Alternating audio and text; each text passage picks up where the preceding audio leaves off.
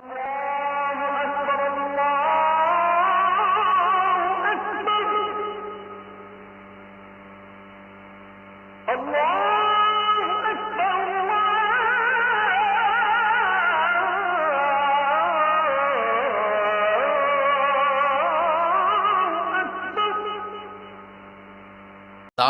Issue যখনই আমার সামনে আসে তখন যেই কথাটা আমি বলি বা শেয়ার করি সেটা হচ্ছে মানহাজুল ওয়াসাতিয়্যা, মানে the balanced approach of Islam, ইসলামের যে ভারসাম্যপূর্ণ নেচার, এটা নিয়ে আমি কথা বলি।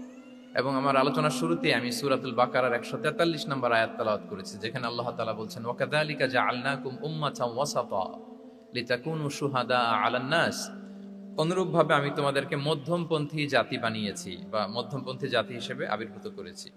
উম্মাতান ওয়াসাতা মানে উম্মাতান আদলান ওয়া খিয়ারা, শ্রেষ্ঠ জাতি, ন্যায়পরায়ণ জাতি, এবং যারা শ্রেষ্ঠ, যারা ন্যায়পরায়ণ, তারাই মূলত মধ্যমপন্থী জাতি। তো আল্লাহ তাআলা আমাদেরকে মধ্যমপন্থী জাতি বলেছেন। এই যে মধ্যম পন্থা আল ওয়াসাতিয়া, এটা ইসলামের অনেকগুলো অনন্য বৈশিষ্ট্যের মধ্যে থেকে একটি বৈশিষ্ট্য। বাট মাঝে মাঝে আমরা এই পন্থাটার কথা ভুলে যাই। ভুলে কি করি? অনেক সময় অনেক প্রান্তিক লেভেল থেকে কাজ করে ফেলি, চিন্তা করে ফেলি। অনেক সময় খুব বাড়াবাড়ি করে ফেলি, অনেক সময় ছাড়াছাড়ি করে ফেলি। বরং আমাদের থাকতে হবে মাঝামাঝি। তাহলে the first and foremost reminder today in this conference hall, যে আমরা বাড়াবাড়িও করব না, ছাড়াছাড়িও করব না, আমরা মাঝামাঝি থাকব। কোথায় থাকব? জি, মাঝামাঝি, আল ওয়াসাতিয়্যা, যেটা শ্রেষ্ঠ এবং যেই মেথোডোলজির কথা কোরআন আমাদেরকে জানিয়েছে। আমি যদি এটাকে ইংরেজি করি ওয়াসাতিয়্যা, তাহলে ইংরেজি দাঁড়াবে এরকম যে the balanced nature of Islam, ইসলামের যেই ভারসাম্যপূর্ণ যে নেচার, এটার নাম হচ্ছে মূলত আল ওয়াসাতিয়্যা। আপনি যদি খেয়াল করে দেখেন যে কিভাবে আমরা অন্যান্য জাতিগোষ্ঠীর তুলনায় মধ্যমপন্থী জাতি, তাহলে দেখবেন যে আমরা যদি সাইয়েদনা ঈসা আলাইহিস সালামের ব্যাপারে কথা বলি, জেসাস ক্রাইস্টের ব্যাপারে, তাহলে দেখেন ওনার ব্যাপারে ইহুদি নাসারারা কেউ বাড়াবাড়ি করেছে, কেউ ছাড়াছাড়ি করেছে। আমরা একেবারে মিডল ওয়েতে আছি। যেমন ঈসা আলাইহিস সালামের ব্যাপারে খ্রিস্টানরা কি বলে জানেন? তারা বলে ঈসা আলাইহিস সালাম হচ্ছে আল্লাহর সন্তান। নাউযুবিল্লাহি মিন যালিক। Jesus Christ is the son of God, গডের সন্তান। তাহলে দেখেন কতটা বাড়াবাড়ি করলো। ঈসা আলাইহিস সালামকে উঠাতে উঠাতে খোদার আসনে নিয়ে বসালো। বাড়াবাড়ি হয়ে গেল না এটা? তাহলে একদল খুব বাড়াবাড়ি করলো। এবার যদি ইহুদিদের কথা চিন্তা করি, ইহুদিরা কি বলে? ইহুদিরা একেবারে উল্টো। তারা বলে ঈসা আলাইহিস সালাম হচ্ছে ইবনু জিনা, মানে জারদ সন্তান। নাউযুবিল্লাহ। দেখেন তাদের প্রত্যেকের আকীদা শোনা মাত্রই আপনাদেরকে বলা লাগতেছে না যে নাউযুবিল্লাহ বলেন, আপনারা স্বতঃস্ফূর্ত ভাবেই বলতেছেন নাউযুবিল্লাহ। তার মানে একদল বাড়াবাড়ি করলো, একদল ছাড়াছাড়ি। একদল বলল তিনি আল্লাহর সন্তান বলে একেবারে আল্লাহর উপরে উঠাই ফেলছে। আরেক দল নামাতে নামাতে একেবারে পদদলিত করলো, বলল তিনি হচ্ছেন বাস্টার্ড, মানে ইবনু জিনা, জারদ সন্তান। নাউযুবিল্লাহি মিন যালিক। একদল নিয়ে গেল একেবারে উপরে, আরেক দল একেবারে নিচে। কিন্তু আমরা কি বলি দেখেন? আমরা বলি ঈসা আলাইহিস সালাম উনি হচ্ছেন আব্দুল্লাহি ওয়া রাসূলুহু, তিনি হচ্ছেন আল্লাহ তাআলার দাস বা বান্দা এবং আল্লাহর সম্মানিত রাসূল। দেখুন কতটা ব্যালেন্স এই আকীদা। আমরা আব্দুল্লাহ বলার মধ্য দিয়ে বেসিক্যালি নাসারাদেরকে রিফিউট করি, তাদের প্রতিবাদ করি আমরা যে তোমরা যে বলেছো আল্লাহ সন্তান না, ওইদিকে উঠানো যাবে না, নিচে নামায় নিয়ে আসো, উনি আব্দুল্লাহ, আল্লাহর দাস। আর রাসূলুহু, সম্মানিত রাসূল বলে আমরা বেসিক্যালি ইহুদিদেরকে রিফিউট করি, তাদের প্রতিবাদ করি। আমরা বলি যে না, তোমরা যে বলেছো উনি জারদ সন্তান না, ওনার সম্মানকে পদদলিত করা যাবে না, উপরে উঠাইতে হবে, উঠায়া রাসূল, সম্মানিত রাসূল। তাহলে নাসারাদের আকীদা থেকে আমরা নিচে নেমে আসলাম, ইহুদিদের আকীদা থেকে আমরা উপরের দিকে গেলাম। ফলে এটা কি হলো? ব্যালেন্স হলো, ভারসাম্যপূর্ণ হলো, মধ্যম পন্থা হলো। তো আশা করি মধ্যম পন্থার উদাহরণটা বুঝতে পেরেছেন। আরেকটা ছোট্ট উদাহরণ দেই। আমাদের বোনদের যখন পিরিয়ড চলে তখন নাসারারা কি করে দেখেন? খ্রিস্টানরা তারা সবকিছু করে, কোনো বাজ বিচার রাখে না তখন, এমনকি ফিজিক্যাল ইন্টিমেসিতেও যায়। যখন আমাদের বোনদের পিরিয়ড চলে তখন তারা ফিজিক্যাল ইন্টিমেসিতেও যায়, কোনো বাজ বিচার নাই। এটা হচ্ছে নাসারাদের অবস্থা। আর ইহুদিদের কি অবস্থান? এরা এই 5 দিন 7 দিন আমাদের বোনদের যখন পিরিয়ড চলে তখন তারা তাদের স্ত্রীদেরকে ধরবে না, ছোবে না, স্পর্শ করবে না, একসাথে বসবেও না। তাদের ঘরে আলাদা একটা স্পেশাল রুম রাখে, ওই রুমের ভিতরে, ওই ঘরের ভিতরে তাদের 5 দিন 7 দিন ওইখানে কাটাইতে হয়।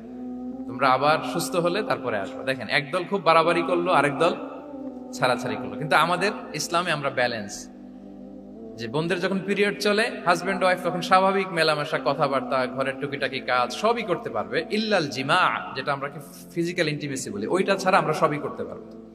তাহলে দেখেন এই দুইটা উদাহরণ আমি সামনে আনলাম এজন্য যে এই যে মানহাজুল ওয়াসাতিয়াতি ওয়াল ইতিদাল, মধ্যম পন্থার কথা আমরা যেটা বলি, যেটাকে দিয়ে আল্লাহ তাআলা আমাদেরকে সম্মানিত করেছেন যে ওয়াকাযালিকা জাআলনাকুম উম্মাতান ওয়াসাতা, তোমাদেরকে আমি মধ্যমপন্থী জাতি বানিয়েছি, তোমাদের মধ্যে বাড়াবাড়িও থাকবে না, ছাড়াছাড়িও থাকবে না, বরং আমরা হব মধ্যমপন্থী। আমরা কি হব?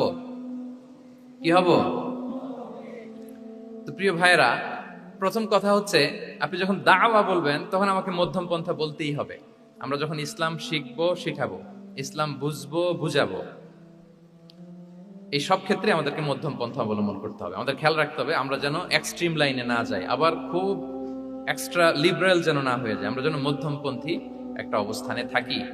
এবং দাওয়া দেওয়ার ক্ষেত্রে এটাই বলা হয়েছে, আল্লাহ তাআলা বলছেন উদউ ইলা সাবিলি রাব্বিকা বিল হিকমাতি ওয়াল মাউইদাতিল হাসানাতি ওয়াজাদিলহুম বিল্লাতি হিয়া আহসান।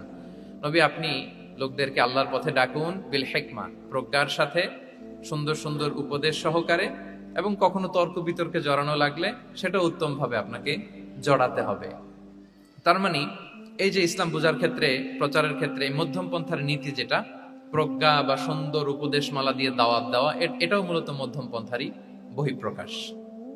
আমরা যখন কোনো দাওয়া কাজ করব অলওয়েজ মাথায় রাখতে হবে যে আমি বাড়াবাড়ি যেন না করি, আমি আবার ছাড়াছাড়িও যেন না করি, আমি যেন মাঝামাঝি থাকি। তো এই যে দাওয়া আমরা দিচ্ছি, দাওয়াটা কি? বেসিকলি এটা হচ্ছে একটা কমিউনিকেশন, রাইট? এই যে আমি কথা বলতেছি, আপনারা শুনতেছেন, ইমাম সাহেব খুতবা দিচ্ছেন, আমরা সেটা শুনি, স্ট্রিট দাওয়া হয়, বিভিন্ন রকম দাওয়া এখন হচ্ছে, এগুলো basically communication. And this communication should be full of wisdom and beautiful advice. এটাই মূলত আল ওয়াসাতিয়া, মানহাজুল ওয়াসাতিয়া, মধ্যম পন্থা। আমি যে বিশ্ববিদ্যালয় থেকে ব্যাচেলর করেছি, ওই বিশ্ববিদ্যালয়ের একটা স্লোগান আছে, মানহাজুল ওয়াসাতিয়াতি ওয়াল ইতিদাল। ওনারা মধ্যম পন্থার কথা বলে। সো আমি যেহেতু এই বিশ্ববিদ্যালয় আল আজহারের গ্রাজুয়েট, আমি যেখানেই যাই একটু করে আমি এই আল ওয়াসাতিয়ার কথাটা বলি, প্রিয় ভাইরা। তো দাওয়া যেহেতু কমিউনিকেশন, আমরা ওরাল দাওয়া দিয়ে থাকি, কিন্তু বেসিকলি ওরাল দাওয়ার চেয়ে যেটা প্র্যাকটিক্যাল দাওয়া, থিওরিটিক্যাল দাওয়ার চেয়ে প্র্যাকটিক্যাল দাওয়াটা এটা বেশি ইফেক্টিভ, বেশি প্রোডাক্টিভ। আমরা যখন তাফসির মাহফিল করি, আমরা খুতবা দেই, আলোচনা করি, এটা থেকে তো মানুষ শিখে, কিন্তু আমি যদি আমার আচরণ দিয়ে কোনো একটা মেসেজ দিতে পারি, ওইটা মানুষের হৃদয়ে বেশি দাগ কাটে, বেশি মনে থাকে, খুব বেশি মনে থাকবে। এটার সুযোগ আপনাদের বেশি। যেমন আমি যদি একটা কোরআনের আয়াতের কথা বলি, এটার খুব একটা মূল্যায়ন নাই, কারণ উনি হুজুর মানুষ, উনি তো কোরআনই বলবে। কিন্তু একজন ডক্টর যখন কোরআনের আয়াত বলে, তখন বলে দেখছো মাশাআল্লাহ, একজন ডক্টর, সে চিকিৎসা বিজ্ঞানে এত বড় এক্সপার্টিজের পর আবার কোরআনও জানে। ওই কথা কিন্তু আমিও বলছি, আমার দাম নাই। কিন্তু আপনাদেরকে কত সম্মানের চোখে দেখা হচ্ছে। আবার দেখেন, 5 ওয়াক্ত সালাত আদায় করা জামাতের সাথে, ফরজ সালাতগুলো, এটা তো মানে করতেই হবে, কম্পালসারি। এটা করে তো খুব বেশি ক্রেডিট নেওয়ার কিছু নাই, আমরা সবাই পড়ি। কিন্তু একজন ডাক্তার যখন নামাজ পড়ে, খেয়াল করে দেখবেন, একজন ডক্টর যখন চেম্বারে রুগীদেরকে রেখে বলে যে ওখানে যদি লেখা থাকে যে সালাতের সময় বিরতি থাকবে, বা বলা হয় যে এই ডাক্তার কিন্তু রুগী বসিয়ে রেখে নামাজটা পড়ে এসে আবার রুগী দেখা শুরু করে, এটা সবাই খুব পজিটিভলি নেয় যে দেখো এত ব্যস্ততার পরেও চাইলে এই সময় রুগী দেখতে পারতো, কিন্তু উনি নামাজ পড়ে। দেখেন, একই কোরআনের কথা আমিও বললাম, আপনিও বললেন, আপনার মর্যাদা কত বেশি। আমিও জামাতে নামাজ পড়ি, ইমামতি করাই, আর আপনি যে একটু তাড়াতাড়ি করে নামাজটা পড়ে চলে আসেন, এটাতে আপনার এপ্রিসিয়েশন কত বেশি। তো এভাবে আপনাদের কিন্তু দাওয়া কাজ করার সুযোগ অনেক বেশি, কারণ এটা অনেক মানে নোবেল একটা প্রফেশন, মহৎ পেশা। আপনারা জনগণকে সরাসরি সেবা দেওয়ার যে ব্যাপারটা, এটার সুযোগ আছে। যুদ্ধ বিধ্বস্ত আপনি আহতদেরকে সেবা দিতে পারেন, আগুনে পোড়া রোগীদেরকে সেবা দিতে পারেন, দুরারোগ্য ব্যাধি, তার আর যাওয়ার জায়গা নেই, আপনি সেবা দিতে পারতেছেন। যে কোনো রোগ বালাই, যে কোনো পরিস্থিতিতে যখন একজন মানুষ অসুস্থ হয়, তখন আপনি সেবা দিচ্ছেন, তখন তার মনটা কিন্তু খুব নরম থাকে, তার মধ্যে একটা অসহায়ত্ব কাজ করে। ওই একটা অসহায় মানুষ, তার মনটা খুব নরম, ওই রকম একটা সিচুয়েশনে তারা আপনাদের দ্বারস্থ হয়। ফলে আপনাদের কিন্তু দাওয়া কাজ করার সুযোগ অনেক বেশি, এবং সেক্ষেত্রে ওরাল দাওয়ার চেয়ে আপনার যে প্র্যাকটিক্যাল দাওয়া, এটার ইফেক্ট অনেক বেশি। মানে আপনার চলনে বলনে, আপনার কথনে কথায়, আপনার ব্যক্তিত্বে, পার্সোনালিটিতে, এটার মাধ্যমে যে দাওয়া ফুটে ওঠে, ওইটা বেশি ইফেক্টিভ। নিজের আচরণ দিয়ে যে মেসেজটা দেওয়া যায়, এটা সবচেয়ে ইফেক্টিভ। আপনার লেনদেন, আপনার ডিলিংস কেমন, আপনি মানুষ হিসেবে কেমন, এটা সবচেয়ে পাওয়ারফুল দাওয়া। উমরে ফারুক রাদিয়াল্লাহু তাআলা আনহু উনি ওনার ছাত্রদেরকে প্রায় বলতেন, উমরে ফারুক রাদিয়াল্লাহু তাআলা উনি বলতেন যে কুনু দুআতান ইলাল্লাহি ওয়া আনতুম সামিতুন, যে তোমরা আল্লাহর রাস্তায় দাওয়াতি কাজে বের হয়ে যাও এমন অবস্থায় যে তোমরা চুপচাপ। তো ছাত্ররা বলতো দাওয়াতি কাজও করতে বলতেছেন আবার চুপচাপও থাকতে বলতেছেন, এটা আবার কিভাবে দাওয়াত দিব? তো উমর ফারুক রাদিয়াল্লাহু তাআলা আনহু বলতেন বি আখলাকিকুম, তোমাদের আখলাক দিয়ে দাওয়াত দাও। আখলাক দিয়ে দাওয়াত দেওয়া যায় না? বলেন তো, আখলাক দিয়ে দাওয়াত দেওয়া যায় কি যায় না? যায়। এই আখলাক দিয়ে যে দাওয়াত, এটা অনেক পাওয়ারফুল। 10টা তাফসীর মাহফিল করে আমি এটা করতে পারবো না। আপনি আপনার আখলাক দিয়ে, আপনার ব্যক্তিত্ব দিয়ে, আপনার লেনদেন, এগুলো দিয়ে আপনি যে দাওয়াটা দিতে পারবেন, অন্য অনেক কিছু দিয়ে সেটা হবে না। এজন্য উমরে ফারুক বলতেন কুনু দুআতান ইলাল্লাহি ওয়া আনতুম সামিতুন, আল্লাহর রাস্তায় দায়ী হয়ে বের হও কিন্তু চুপচাপ। কিভাবে? বলে বি আখলাকিকুম, তোমাদের আখলাক দিয়ে। এটা বেশি পাওয়ারফুল।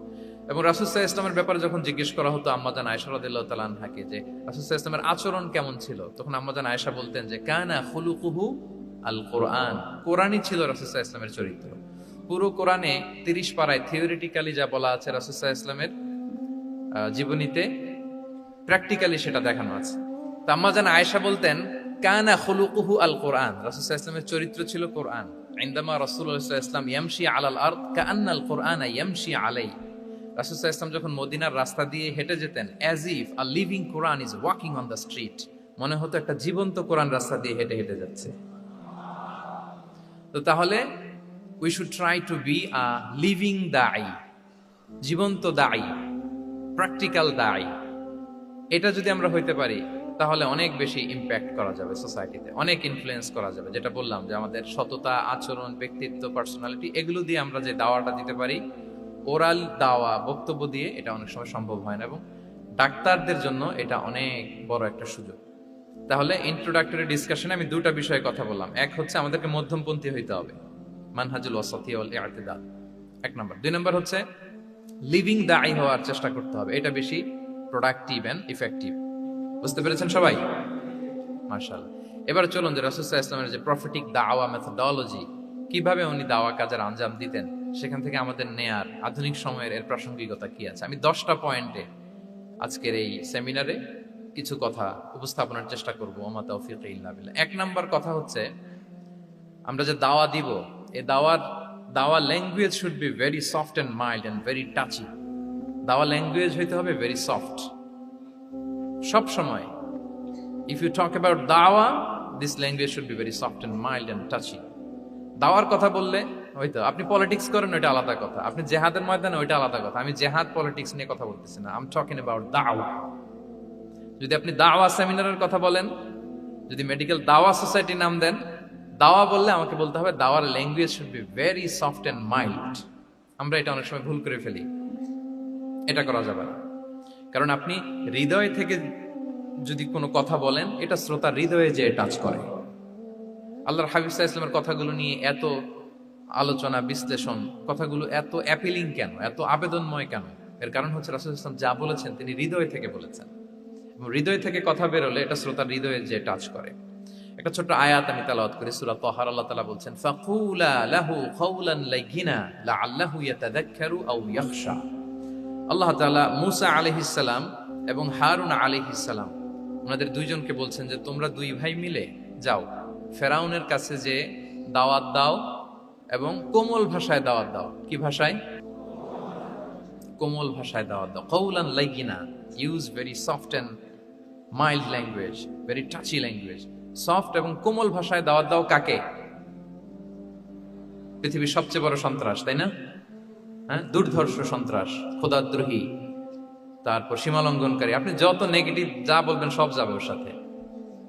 ফিরআউন লাআল্লাহু ইয়াতাযাক্কারু আও ইয়াখশা, হয়তো সে উপদেশ গ্রহণ করবে অথবা তার হৃদয়ে ভয়ের উদ্রেক হতে পারে। হয়তো তোমরা soft and mild language use করবা, মুসা এবং হারুন কোমল ভাষায় যে তোমরা দাওয়াত দিবা। আচ্ছা, কার ব্যাপারে আল্লাহ বললেন, কাকে দাওয়াত দিতে বললেন? সবাই বলেন তো নামটা। ফেরাউন।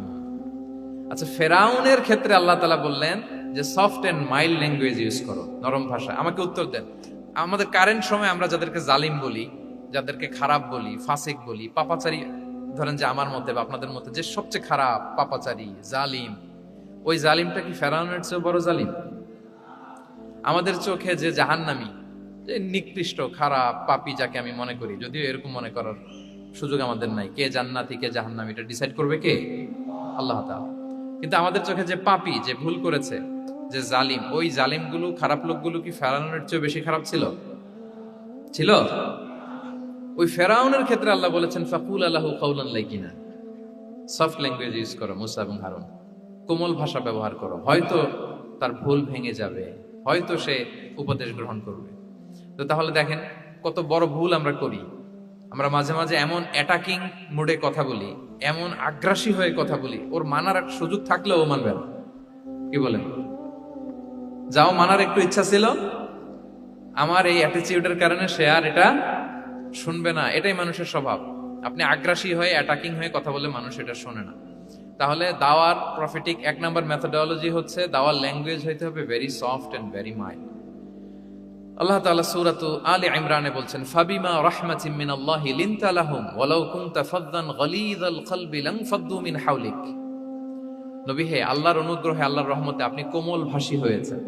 আপনি কোমল ভাষী না হয়ে যদি রূঢ় ভাষী হতেন তাহলে মানুষজন আপনার কাছ থেকে ভেগে ভেগে পালাতো। কিন্তু আমরা দেখতাম যে সাহাবারা রাসূল সাল্লাল্লাহু আলাইহি ওয়াসাল্লামের কাছে শুধু জড়ো হইতে চেত, দেখা করতে চেত, রাসূলকে ঘিরে রাখতো, এত পছন্দ করতো রাসূল সাল্লাল্লাহু আলাইহি ওয়াসাল্লামের কোমল আচরণের কারণে। ইভেন ফ্যামিলিতে কোনো সমস্যা হলে অনেক সাহাবারা বলতেন ফ্যামিলির সাথে সমস্যা হলেও তারা রাসূলের কাছে চলে আসতো। এমনকি কারো পেটে ক্ষুধা লাগলেও তারা রাসূলের দরবারে চলে আসতো। তারা বলতো রাসূল সাল্লাল্লাহু আলাইহি ওয়াসাল্লামের চেহারার দিকে তাকালেই আমাদের ক্ষুধা মিটে যেত।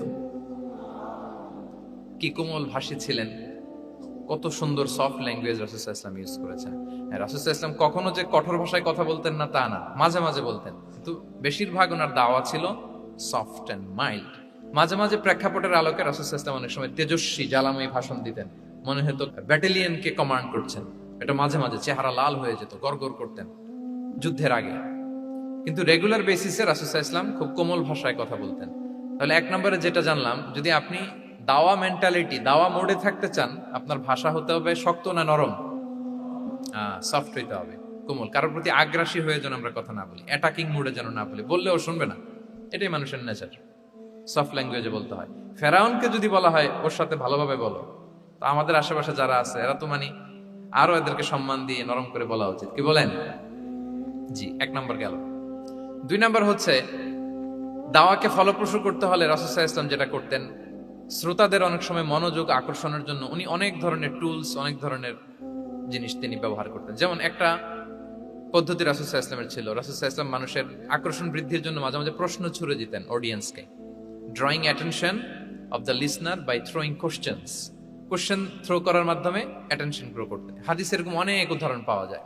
একটা ছোট্ট হাদিস শেয়ার করি, সহিহ মুসলিমে এসেছে। রাসূল সাল্লাল্লাহু আলাইহি ওয়াসাল্লাম একবার সাহাবাদেরকে বললেন, ইন্না মিনাশ শাজারি শাজারাতান লা ইয়াসকুতু ওয়ারাকুহা মাসালুহা মাসালুল মুসলিম। রাসূল সাল্লাল্লাহু আলাইহি ওয়াসাল্লাম জিজ্ঞেস করলেন, তোমরা কি কেউ বলতে পারবা বৃক্ষরাজির মধ্যে একটা বৃক্ষ আছে, গাছের মধ্যে একটা গাছ আছে যেই গাছের কখনো পাতা ঝরে না, ওই গাছের পাতা কখনো ঝরে না। এর দৃষ্টান্ত হচ্ছে মুসলিমের দৃষ্টান্তের মতো। বলতো ফাহাদ্দিসুনি মা হিয়া, বলতো ওই গাছটা কি? কে বলতে পারো? আপনারা তো সব একেবারে পেরে গেছেন। তো সাহাবারা ওই দিন কেউ বলতে পারেন নাই। কারণ কি জানেন? একে তো আমরা জানি হাদিস স্টাডি করার কারণে, হাদিস স্টাডি না করলে তো আমরা বলতে পারতাম না, আমাদের দেশে তো খেজুর গাছ অত হয় না। তো ওনারা কেউ বলতে পারে না। এর কারণ হচ্ছে তারা ভাবছিল প্রশ্ন যেহেতু করছে এটা যেন তেন প্রশ্ন, এটা কঠিন কোনো গাছের একটা নাম বলতে হবে। তো বাড়ির পাশে যে খেজুর গাছ, মদিনার অলিতে গলিতে যে খেজুর গাছ ভর্তি, এই দিকে আর ওনাদের অ্যাটেনশন যায় না। ওনারা চলে গেছে মরুভূমিতে, ইয়ামানে, তারপর একেবারে ডেজার্টের মাঝখানে কি কি ক্যাকটাস, গুলমলতা, কি কি গাছ আছে ওগুলো আওড়াচ্ছে মনে মনে। ভাবতেছে যে খেজুর গাছের কথা তো রাসূল সাল্লাল্লাহু আলাইহি ওয়াসাল্লাম আমাদের জিজ্ঞেস করার কথা না, এ তো আমাদের গাছ, বাড়ির পাশের গাছ। তো কেউই আর বলতে পারে নাই।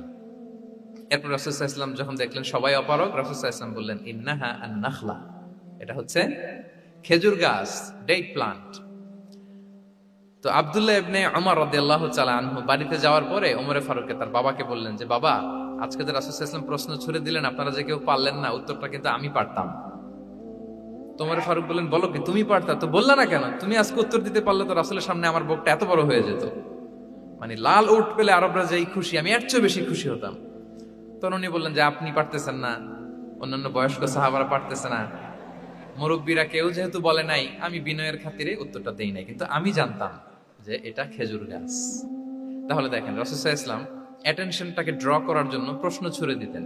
আপনারা তো মানে প্রশ্ন ছড়াই তো আপনাদের কাজ, যে কি অবস্থা, শরীরটা কেমন, পেট ঠিক আছে কিনা, ঘুম হয় কিনা, কমন প্রশ্ন না আপনাদের? আপনাদের কাছে গেলেই তো প্রথমে জিজ্ঞেস করে যে হজম হয় কিনা, তারপর ঘুম আসে কিনা, এই হয় কিনা, অনেক প্রশ্ন আপনারা করেন। তো এইভাবে আপনি যদি আস্তে আস্তে প্রশ্নের ছলে যদি তাকে আপনি দাওয়া দিতে চান, আপনি কিন্তু দিতে পারেন। এটা রাসূল সাল্লাল্লাহু আলাইহি ওয়াসাল্লামের একটা দাওয়া মেথোডোলজি ছিল। দুইটা বলে ফেললাম, একটা হচ্ছে দাওয়ার ল্যাঙ্গুয়েজ হতে হবে অনেক শক্ত, নাকি হ্যাঁ নরম, সফট এন্ড মাইল্ড। দুই নাম্বার হচ্ছে প্রশ্ন ছুড়ি দিয়ে শ্রোতাকে আকর্ষণ করা, মনোযোগ আকর্ষণ করা। তিন নাম্বার ভিজুয়াল এক্সপ্লেনেশন, রাসূল সাল্লাল্লাহু আলাইহি ওয়াসাল্লাম এটা করতেন যাতে করে আরো সহজে বোঝানোর জন্য। এটা নিশ্চয়ই আপনারা করেন। রাসূল সাল্লাল্লাহু আলাইহি ওয়াসাল্লামের দাওয়া জিন্দেগিতে দেখা যায় প্রায় সময় কিছু উনি ভিজুয়াল এক্সপ্লেনেশন নিয়ে এসেছেন সাহাবাদের সামনে, যাতে করে সাহাবারা to get a better idea of the issue, আরো ইজিলি বুঝতে পারেন। যেমন একবার রাসূল সাল্লাল্লাহু আলাইহি ওয়াসাল্লাম অনাথ ইয়েতিমদেরকে যারা দেখভাল করে তাদের কি মর্যাদা, এটা বোঝাতে যে রাসূল সাল্লাল্লাহু আলাইহি ওয়াসাল্লাম দুই আঙ্গুল উঁচু করে একবার বললেন যে আনা ওয়া কাফিলুল ইয়াতীমি ফিল জান্নাতি কাহাতাইন, অর্থাৎ আমি এবং এতিমের রক্ষণাবেক্ষণকারী কিয়ামতের দিন এভাবে কাছাকাছি প্রতিবেশী হয়ে থাকবো। এই দুইটা আঙ্গুলের মাঝখানে যেমনি খুব একটা স্পেস নাই, গ্যাপ নাই, মানে একেবারে কাছাকাছি, নেইবরিং ফিঙ্গার, রাইট? আমি এবং এতিমের রক্ষণাবেক্ষণকারী এভাবে নেইবর হয়ে থাকবো। এই যে ভিজুয়াল এক্সপ্লেনেশন দেখছেন, এই যে দাওয়ার মধ্যে মাঝে মাঝে এরকম ভিজুয়াল এক্সপ্লেনেশন করতে হবে যাতে করে শ্রোতারা বুঝে। রাসূল সাল্লাল্লাহু আলাইহি ওয়াসাল্লাম এটা করেছেন। মুসনাদে আহমদে এক হাদিস এসেছে, রাসূল সাল্লাল্লাহু আলাইহি ওয়াসাল্লাম একবার খেজুরের একটা ডাল নিয়ে মরুভূমির মধ্যে একটা দাগ টানলেন। খাত্তালানা রাসূলুল্লাহ সাল্লাল্লাহু আলাইহি ওয়াসাল্লাম খাত্তান, একটা স্ট্রেইট লাইন দিয়ে রাসূল সাল্লাল্লাহু আলাইহি ওয়াসাল্লাম বললেন এটা হচ্ছে সিরাতুল মুস্তাকিম। সাহাবাদের দৃষ্টি আকর্ষিত হলো, সবাই মনোযোগী হয়ে উঠলো, তাই নাকি?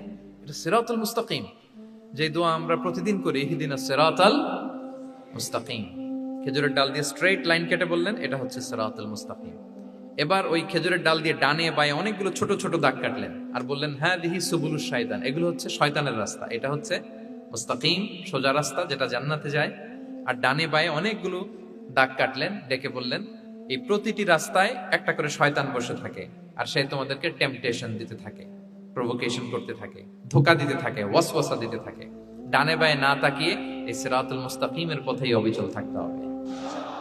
তাহলে দেখেন মরুভূমির মাঝখানে, তখন তো আর ওই যে এলইডি প্রজেক্টর থাকলে হয়তো রাসূল সাল্লাল্লাহু আলাইহি ওয়াসাল্লাম ওইটাই ব্যবহার করতেন, আমরা এটা এখন করতে পারি বোঝানোর জন্য। রাসূল সাল্লাল্লাহু আলাইহি ওয়াসাল্লাম খেজুরের ডাল দিয়ে মরুভূমির মধ্যে দাগ কেটে সাহাবীদেরকে এই ভিজুয়াল এক্সপ্লেনেশন দিলেন এবং সাহাবারা খুব সহজে বুঝতে পারলেন যে কোনটা সিরাতুল মুস্তাকিম, কোনটা সিরাতুশ শাইতান।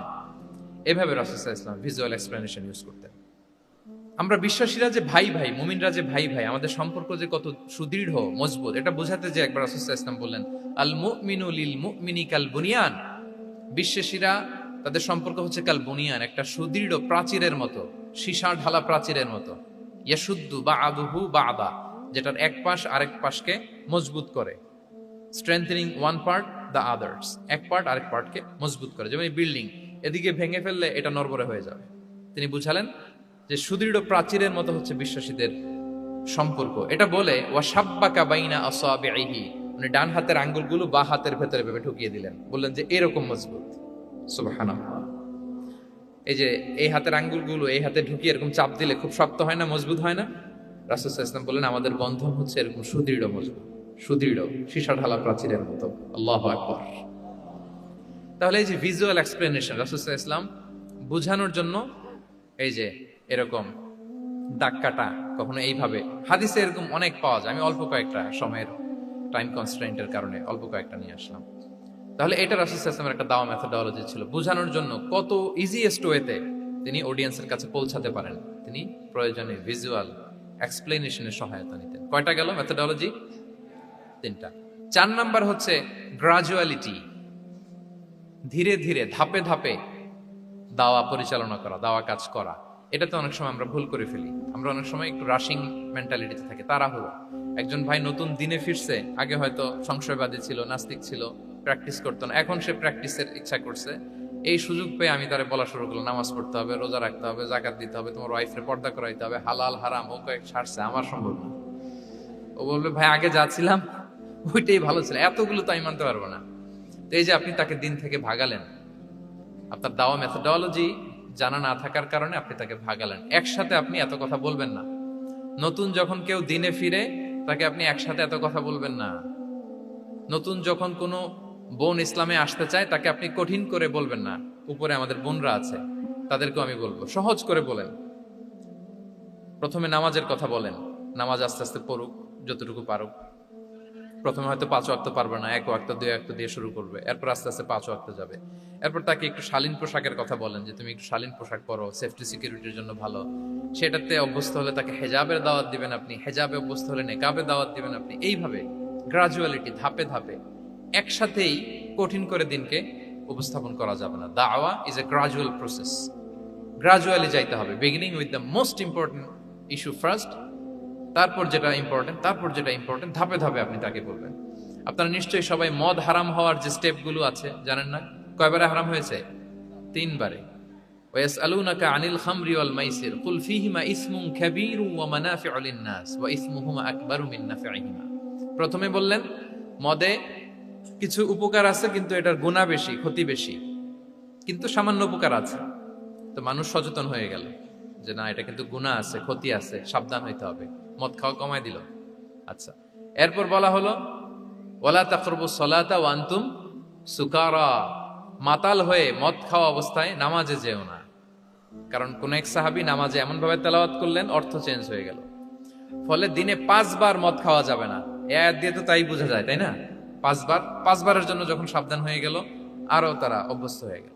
এরপরে নাজিল হলো ইন্নামাল খামরু ওয়াল মাইসিরু ওয়াল আনসাবু ওয়াল আজলামু রিজসুম মিন আমালিশ শাইতানি ফাজতানিবু। মদ, জুয়া, ভাগ্যলিপি এগুলো শয়তানের কাজ, এগুলো থেকে বেঁচে থাকো। সবাই মদিনার ঘরের ভেতরে মদের বোতল যেগুলো ছিল ভেঙে সব রাস্তায় মদ দিয়ে মদিনার অলিগলি সয়লাম। সুবহানাল্লাহ, কারো কষ্ট হয় নাই, কারণ ধাপে ধাপে মদকে হারাম করা হয়েছে। কেউ যদি চেইন স্মোকার থাকে, আপনি যদি বলেন যে স্মোকিং হারাম, কালকে থেকে একটাও খেতে পারবে না, ও পারবে? ও তো মারা যাবে। ও সব বাদ দিতে পারবে, স্মোকিং বাদ দিতে পারবে না। তো কি করবেন? তাকে আপনি অল্প অল্প করে, যে একটু একটু করে ছাড়ো। এই যে রমজান আসতেছে, সারাদিন তো করতেই পারবা না, রাতে 2-3টা করে খাইও, বেশি খাইও না। না মানে ছাড়ানোর জন্য বলতেছে আর কি। যে 10টা খায় তারা যদি আপনি 2টা খাইতে বলেন, এটা তো আপনি দাওয়াই দিলেন নাকি, কমাইতে বললেন তো। সিগারেটের প্রতি তার উৎসাহিত করতেছি না আমরা। চেইন স্মোকার ও 10টা ছাড়া হয় না প্রতিদিন। তো এই রমজানে আপনি তারা বললেন যে সারাদিন তো তুমি না খেয়ে থাকবা, রাতে 1টা 2টা বা 3টা গেল। প্রথম দশকে 3টা, এরপরের দশকে 2টা, তারপরের দশকে 1টা। যে 1টা খায় তারপরের দিন তো সে চাইলে ছেড়েও দিতে পারে, কি বলেন? এইভাবে গ্রাজুয়ালি তাকে ছাড়ানোর জন্য অভ্যস্ত করতে হবে। তাহলে এই গ্রাজুয়ালিটিটা দরকার। আমি হাদিস থেকে, সিরাত থেকে একটা উদাহরণ দেই, শুনুন। রাসূল সাল্লাল্লাহু আলাইহি ওয়াসাল্লাম মুআয ইবনে জাবাল রাদিয়াল্লাহু তাআলা আনহুকে ইয়ামানের গভর্নর করে পাঠালেন। তো তখন তাকে বললেন যে মুআয, ইন্নাকা তাআতি কওমান মিন আহলিল কিতাব, তোমাকে এমন একটা এলাকার গভর্নর করে পাঠাচ্ছি, তারা কিন্তু আহলি কিতাব, মানে people of the books, Jews and Christian community, তারা ইহুদি খ্রিস্টান। সো তাদেরকে যখন দাওয়াত দিবা, ধাপে ধাপে দিবা। কিভাবে দিবা? তিনি বললেন ফাদউহুম ইলা শাহাদাতি আন লা ইলাহা ইল্লাল্লাহ ওয়া আন্না মুহাম্মাদুর রাসূলুল্লাহ। প্রথমে দাওয়াত দিবা তাওহীদ আর রিসালাতের। আওয়াজ করে বলেন, প্রথমে কিসের? তাওহীদ এবং রিসালাতের। আচ্ছা, ফাইনহুম আতাউ লিযালিক, তারা যখন এটা মেনে নেয়। আরবিটা খেয়াল করেছেন অর্থটা? ফাইনহুম আতাউ লিযালিক, তাওহীদ রিসালাত যদি মেনে নেয় তাহলে তাদেরকে 5 ওয়াক্ত নামাজের দাওয়াত দিও। 5 ওয়াক্ত নামাজে যখন তারা অভ্যস্ত হয়ে যায়, ফাইনহুম আতাউ লিযালিক, যখন তারা এটাও মেনে নেয় তখন তাদেরকে যাকাতের আদেশ করুন। সুবহানাল্লাহ, সুবহানাল্লাহ। দেখেন ধাপে ধাপে, একবারে সবগুলো বিধান একবারে তাদের সাথে শেয়ার করতে বলেননি। প্রথমে তাওহীদের, রিসালাতের, মেনে নিলে সালাতের, মেনে নিলে যাকাতের, ধাপে ধাপে। তাহলে একবারে কেউ নতুন যখন দিনে ফিরেছে, একবারে সবকিছু তার ঘাড়ে চাপিয়ে দিবেন আপনি? কি করবেন? গ্রাজুয়ালি, ধাপে ধাপে আমরা এই দাওয়াটা তাদেরকে দেওয়ার চেষ্টা করব। এটা খুব ইফেক্টিভ হবে, ফলপ্রসূ হবে। আচ্ছা, 4টা কভার করে ফেলেছি। 5 নাম্বার হচ্ছে দাওয়ার মধ্যে ইমোশনাল ইন্টেলিজেন্স ইউজ করতে হবে, তাহলে এটা মোর ইফেক্টিভ হবে। মানে আপনি মানুষের আবেগ অনুভূতি নাড়িয়ে দিয়ে যদি দাওয়া দিতে পারেন, এটা তার শুদ্ধাচারের জন্য অনেক কাজে দেবে। ইমোশনাল ইন্টেলিজেন্স মানে তার আবেগ, ইমোশনকে আপনি ট্রিগার আপ করবেন, ওইটাতে আপনি টাচ করবেন, তাহলে দেখবেন যে সে একেবারে কাবু হয়ে গেছে। এটা রাসূল সাল্লাল্লাহু আলাইহি ওয়াসাল্লামের সিরাতে আমরা অনেক সময় দেখেছি যে ইমোশনাল ইন্টেলিজেন্সকে কাজে লাগিয়ে রাসূল সাল্লাল্লাহু আলাইহি ওয়াসাল্লাম তার আবেগ অনুভূতিতে এমন ভাবে নাড়া দিয়েছেন, তাকে আল্লাহ তাআলা হেদায়েতের রাস্তায় নিয়ে এসেছে। সুবহানাল্লাহ। একটা ছোট্ট উদাহরণ দেই, মুসনাদে আহমদ ইবনে হাম্বলের হাদিস, কিভাবে ইমোশনাল ইন্টেলিজেন্স রাসূল সাল্লাল্লাহু আলাইহি ওয়াসাল্লাম ইউজ করতেন, আবেগ অনুভূতিকে কিভাবে নাড়া দিতেন রাসূল সাল্লাল্লাহু আলাইহি ওয়াসাল্লাম। এক যুবক এসে সাহাবাদের সামনে রাসূল সাল্লাল্লাহু আলাইহি ওয়াসাল্লামকে বললেন, ইয়া রাসূলুল্লাহ ইযান লি বিজিনা, হে আল্লাহর রাসূল আপনি আমাকে জিনার অনুমতি দেন। নাউযুবিল্লাহ। কিসের? জিনার, মানে ব্যভিচারের অনুমতি দেন। ব্যভিচার বা জিনার অনুমতি দেন। আশেপাশের সাহাবারা তো রেগে মেগে আগুন। ফাআকবালাল কওমু আলাইহি ফাজাজারু, সবাই তাকে দৌড়ে ধরতে গেল আর ধমকাতে লাগলো, ছি ছি ছি, মাহ মাহ। আমরা যেটা বাংলায় বলি ছি ছি, আরবিতে ওনারা কি বলে? মাহ মাহ, ছি ছি। কি বলো তুমি? লজ্জা শরমের মাথা খেয়ে তুমি রাসূলুল্লাহর দরবারে এসে বলতেছো, হে আল্লাহর রাসূল আপনি জিনার অনুমতি দেন। যে রাসূল আল্লাহর পক্ষ থেকে বাণী শোনায়, ওয়ালা তাকরাবুজ জিনা, তোমরা ব্যভিচারের নিকটবর্তীও হয়ো না, আর তুমি সেই নবীর কাছে এসে আবদার করতেছো জিনার অনুমতি দেন। তারা যখন তেরে আসলো এই যুবকের দিকে, রাসূল সাল্লাল্লাহু আলাইহি ওয়াসাল্লাম তাদেরকে থামালেন, বললেন যে তোমরা থামো, যুবককে ডেকে আনো আমার কাছে। যুবককে নিয়ে আসা হলো। রাসূল সাল্লাল্লাহু আলাইহি ওয়াসাল্লাম তাকে পরম আদরে কাছে টেনে নিলেন। এবার তাকে জিজ্ঞেস করলেন, তুমি জিনার অনুমতি চাও না? বলে যে ইয়া রাসূলুল্লাহ, জি জিনার অনুমতি চাই। তখন রাসূল সাল্লাল্লাহু আলাইহি ওয়াসাল্লাম বললেন, তুমি আমাকে উত্তর দাও তো, তুমি বলো তো যে আতুহিব্বুহু লি উম্মিক, তুমি কি পছন্দ করবে যে কোনো পরপুরুষ তোমার মায়ের সাথে এই জিনাটা করুক? তোমার এটা ভালো লাগবে? সে বলে, লা ইয়া রাসূলুল্লাহ, না কখনো না, আমার মায়ের সাথে কেউ এই পাপাচারে লিপ্ত হবে এটা কোনো মানুষ মেনে নিবে না। আমি কেন, কেউ মেনে নিবে না। তারপর রাসূল সাল্লাল্লাহু আলাইহি ওয়াসাল্লাম তাকে বললেন, আতুহিব্বুহু লিবনাতিক, তুমি তোমার কলিজার টুকরা সন্তান, কন্যা সন্তানের সাথে, তোমার কন্যার সাথে কেউ এই পাপ কাজটা করুক, এটা তুমি মেনে নিবে? এটা তুমি পছন্দ করো? সে বলল, লা ইয়া রাসূলুল্লাহ, হে আল্লাহর রাসূল কোশ্চিন কালেও না, কখনো মানবো না, আমার মেয়ের সাথে কেউ এই কাজ করবে আমি কখনো মানবো না। রাসূল সাল্লাল্লাহু আলাইহি ওয়াসাল্লাম আবার তাকে প্রশ্নবাণে জর্জরিত করতে লাগলেন। আবার বললেন, আতুহিব্বুহু লি উখতিক, তুমি কি তোমার প্রিয় বোনের সাথে কেউ এটা করুক, এই পাপাচারে লিপ্ত হোক, জিনা করুক, পছন্দ করবে? তোমার বোনকে কেউ এরকম করবে, অপমান করবে, এটা চাইবে তুমি?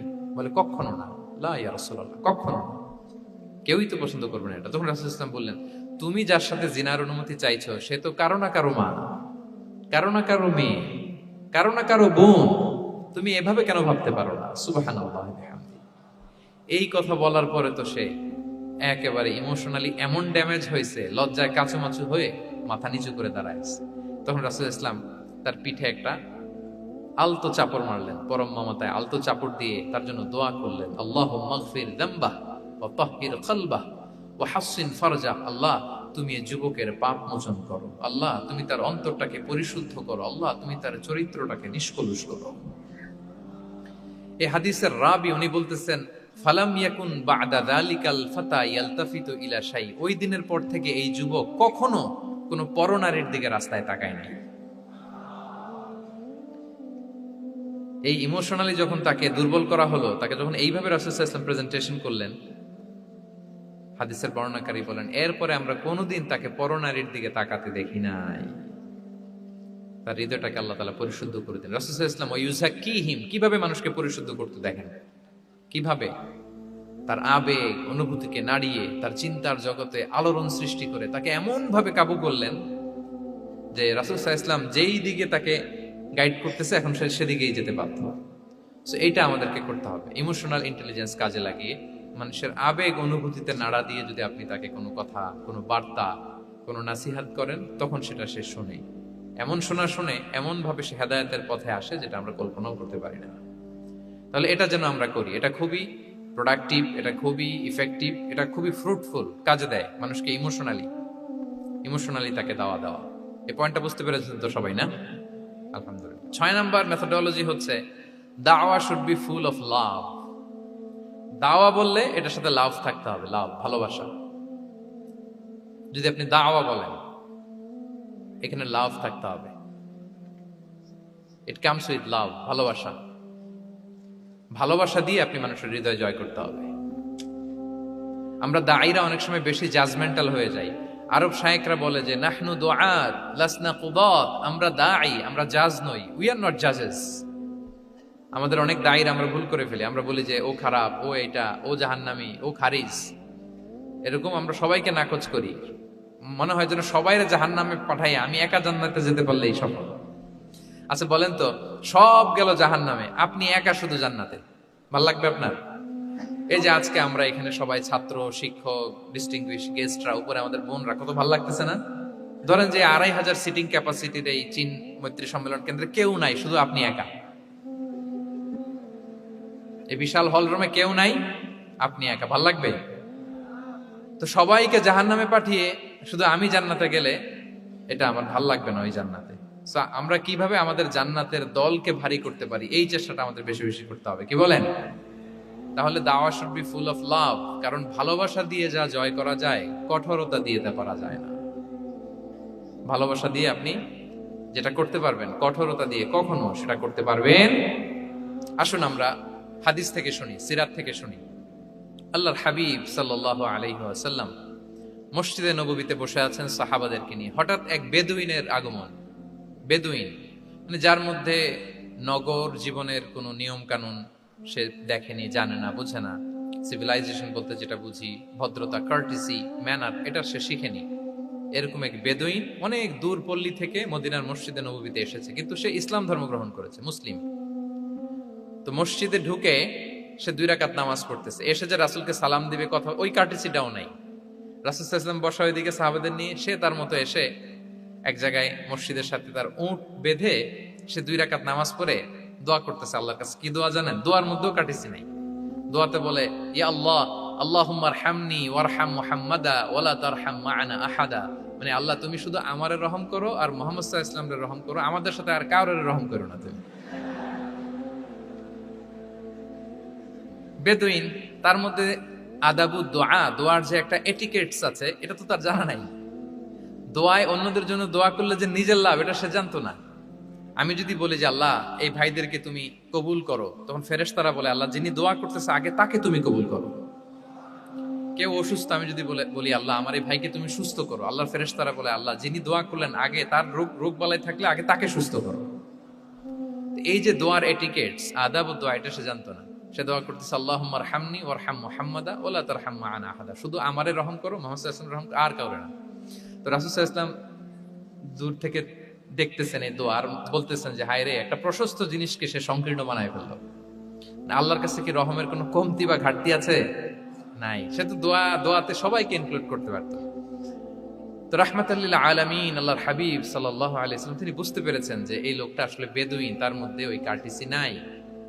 তো তিনি ফলো করতে লাগলেন যে দেখি লোকটা কি করে। তো লোকটা দোয়া টোয়া করেই এবার যে মসজিদের এক কর্নারে বসে ওখানেই পেশাব করা শুরু করলো। মানে কোনো কার্টিসি, নিয়ম, ভদ্রতা তার জানা নাই। তো তাকে পেশাব করতে দেখে বাকি লোকেরা তো তাকে ধরতে গেল, মারতে গেল। রাসূল সাল্লাল্লাহু আলাইহি ওয়াসাল্লাম বললেন, দাউ, রাখো রাখো, আরে থামো থামো, ওকে কাজ সারতে দাও, ওকে ওর কাজ সারতে দাও। কারণ আপনারা এটা ভালো জানেন যে ওয়াশরুম সারা অবস্থায় যদি কেউ বাইরে থেকে জোরে ডাক দেয় তাহলে অবস্থা খারাপ আছে, ঠিক কিনা বলেন? কেউ টয়লেট সারতেছে ওয়াশরুমে, তখন যদি আপনি জোরে নক করেন এটা তার ক্ষতি হয়, কারণ আগে তাকে ওইটা পাস করতে হবে স্মুথলি। এটাও একটা এটিকেটস যে কেউ ওয়াশরুমে গেল, আমাকেও যেতে হবে, তো আমি যে বারবার ডিস্টার্ব না করে ওখানে একটু পায়চারা করতে পারি, একটু হালকা মৃদু শব্দে কাশি দিতে পারি, আমি যে বাইরে আছি, সামওয়ান ইজ ওয়েটিং আউটসাইড, এটা তাকে বুঝাতে পারি। কিন্তু অনেকে যে কি করে, ধাম ধাম করার যখন শুরু করে, ওই বেচারার তো অবস্থা টাইট। এটা যেন আমরা না করি, এই শিক্ষাটা কিন্তু এই হাদিস থেকে পাই। রাসূল সাল্লাল্লাহু আলাইহি ওয়াসাল্লাম বললেন, দাউ দাউ, রাখো রাখো, আরে ছাড়ো ছাড়ো, ও তো এখন করতেছে, ইউরিন পাস করতেছে, রাখো, ওটাও সারুক, আগে সারুক, আমরা পরে ডিল করি। তো সবাইকে তিনি থামালেন, ও সারলো। এবার রাসূল সাল্লাল্লাহু আলাইহি ওয়াসাল্লাম বললেন, এবার তোমরা যে ওয়াহারিকু আলা বাউলিহি সাজলান মিন মা, যেহেতু মসজিদে নববীর ফ্লোর ছিল বালুর ফ্লোর, শুকিয়ে যাবে, বললেন যে ওর পেশাব করা জায়গার উপর 1 বালতি পানি ঢেলে দাও। সাহাবারা দিল। আর এই বেদুইন লোককে রাসূল সাল্লাল্লাহু আলাইহি ওয়াসাল্লাম কাছে টেনে নিলেন, যে তাকে খুব ভালোবাসা দিয়ে বললেন, কি অবস্থা তোমার, কোত্থেকে আসছো, সব খোঁজ খবর নিয়ে বললেন যে তুমি যে এইখানে নামাজ পড়লা, এরপরে আবার এই কাজটা সারলা, তুমি কি জানো এইখানে আল্লাহর জিকির করা হয়, এটা আমাদের ইবাদতগাহ, এখানে আমরা রবের জিকির করি, তার কাছে ফরিয়াদ করি, সবাই মিলে, এই কমিউনিটির সবাই এখানে আসে, এই কমিউনিটির, মদিনার কমিউনিটির সবাই মিলে, নারী পুরুষ নির্বিশেষে আমরা এসে এখানে আল্লাহর কাছে ফরিয়াদ করি, দোয়া করি, ইবাদত করি, কোরআন তেলাওয়াত করি, এটা আমাদের ইবাদতগাহ।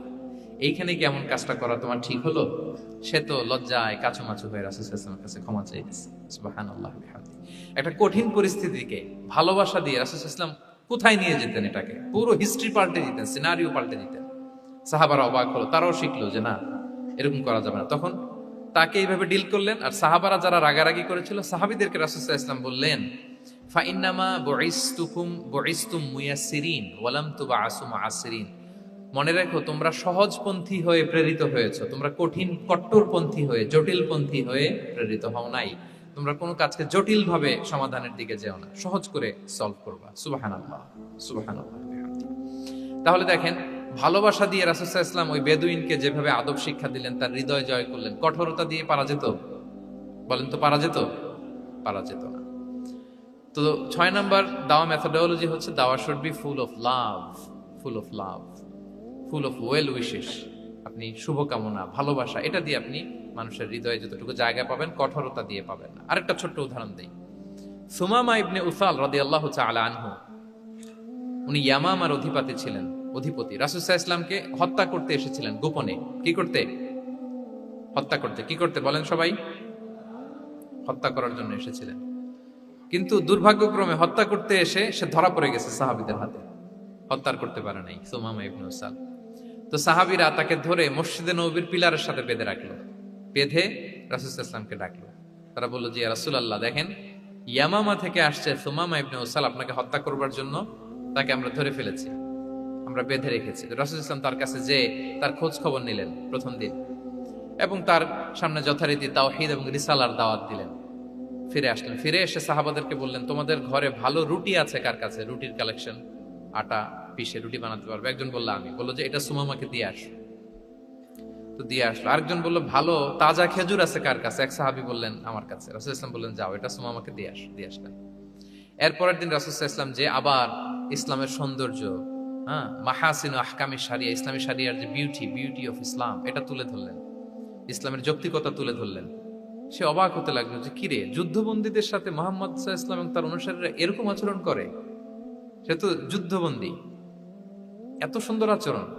তাকে আবার ইসলামের সুশীতল বাণীগুলোর প্রতি আহ্বান করে রাসূল ইসলাম বাড়িতে এসে এবার নিজের যে উট আছে, উটকে যে পালে, সে রাখালকে বলল, তুমি উটের দুধ দহন করে তাকে কিছু দুধ দিয়ে আসো। সুবহানাল্লাহ। আসছিল রাসূল সাল্লাল্লাহু আলাইহি ওয়াসাল্লামকে কি করতে? হত্যা করতে। তো তাকে উটের গরম দুধ দিয়ে আসা হলো, সে পেট ভরে খেলো। তৃতীয় দিন এবার রাসূল সাল্লাল্লাহু আলাইহি ওয়াসাল্লাম যে ইসলামের যে ভবিষ্যৎ, ইসলাম মানলে যে জান্নাতে থাকা যাবে, এগুলো সব বললেন এবং তাকে আরো অনেক মেহমানদারি করলেন, আপ্যায়ন করলেন। 3 দিন যখন রাসূল সাল্লাল্লাহু আলাইহি ওয়াসাল্লাম ইসলামকে তার সামনে এভাবে প্রেজেন্ট করলেন, আপ্যায়ন করলেন, ভালো আচরণ দেখালেন, সে অবাক হয়ে গেল। আল্লাহ তাআলা তার হৃদয়টাকে নূর দিয়ে আলোকিত করে দিলেন। 3 দিন পর রাসূল সাল্লাল্লাহু আলাইহি ওয়াসাল্লাম সাহাবীদেরকে ডেকে বললেন, যাও সুমামা ইবনে উসালের হাত পা গুলো যে রশি দিয়ে বেঁধে রেখেছো ছেড়ে দাও, রশিগুলো খুলে দাও। সাহাবারা বলেন কি ইয়া রাসূলুল্লাহ, সে তো খুনি, সে সুযোগ পেলেই তো অ্যাসাসিনেট করতো, তার হাতের রশি খুলে দিত, আপনাকে মেরে ফেলবে। আল্লাহ রাসূল সাল্লাল্লাহু আলাইহি ওয়াসাল্লাম বললেন, না, আমি যা জানি তোমরা সেটা জানো না, যেটা বলেছি তাই করো। মসজিদে নববীর পিলারের সাথে তাকে যে বেঁধে রেখেছো, রশি খুলে দাও, হাত পা খুলে দাও। আল্লাহর হাবিব সাল্লাল্লাহু আলাইহি ওয়াসাল্লামের নির্দেশ মোতাবেক সাহাবারা ওনার হাত খুলে দিলেন, পা খুলে দিলেন। সুমামা ইবনে উসাল কারোর সাথে কথা না বলে, তার বাড়ি তো ইয়ামামা, সেখানেও ফিরে গেলেন না, অন্য কোনো শহরেও গেলেন না। তিনি মদিনা থেকে অনতি দূরে একটা খেজুরের বাগান আছে, ওখানে কুয়া আছে, উনি যে ওই কুয়ার পানি দিয়ে গোসল করলেন। গোসল করে পবিত্র হয়ে মসজিদে নববীতে রাসূল সাল্লাল্লাহু আলাইহি ওয়াসাল্লামের কাছে ফিরে আসলেন। আর এসেই ঘোষণা দিলেন, আশহাদু আল্লা ইলাহা ইল্লাল্লাহ ওয়া আশহাদু আন্না মুহাম্মাদার রাসূলুল্লাহ। সুবহানাল্লাহ, সুবহানাল্লাহ। তিনি বললেন যে আমি সাক্ষ্য দিচ্ছি আল্লাহ ছাড়া কোনো ইলাহ নেই, আরো সাক্ষ্য দিচ্ছি যে মুহাম্মদ আপনি আল্লাহর প্রেরিত বান্দা এবং রাসূল। এবার তিনি বললেন, মুহাম্মদ, আপনার চেহারার চাইতে অপছন্দের চেহারা পৃথিবীতে আর দ্বিতীয়টা আমার কাছে ছিল না, কিন্তু আজকের পর থেকে আপনার চেয়ে প্রিয় চেহারা, আপনার চেহারার চেয়ে প্রিয় কোনো চেহারা আমার কাছে আর নাই। ইসলামের চেয়ে অপছন্দনীয় ধর্ম আমার কাছে আর ছিল না, কিন্তু আজ থেকে ইসলামের চেয়ে পছন্দনীয় কোনো ধর্ম আমার কাছে নাই। মদিনার চেয়ে অপছন্দের শহর আমার কাছে ছিল না, আজ থেকে মদিনার চেয়ে কোনো প্রিয় শহর আমার কাছে নাই। সুবহানাল্লাহ। উনি গমের বড় ডিলার ছিলেন, গম ব্যবসা করতেন। উনার থেকে গম নিয়ে মক্কায় মুশরিকরা চলতো। তিনি ঘোষণা দিলেন, আজকে থেকে আমার এলাকার কোনো গম মক্কায় যাবে না। এবার মক্কাবাসী পড়ছে বিপদে, গম ছাড়া তো তারা খেতেও পারবে না। তারা আল্লাহর হাবিব সাল্লাল্লাহু আলাইহি ওয়াসাল্লামের কাছে চিঠি লিখে পাঠালেন যে, মুহাম্মদ, তোমার এই যে নতুন অনুসারী, সে যদি গম না দেয় আমাদের তো অবস্থা খারাপ।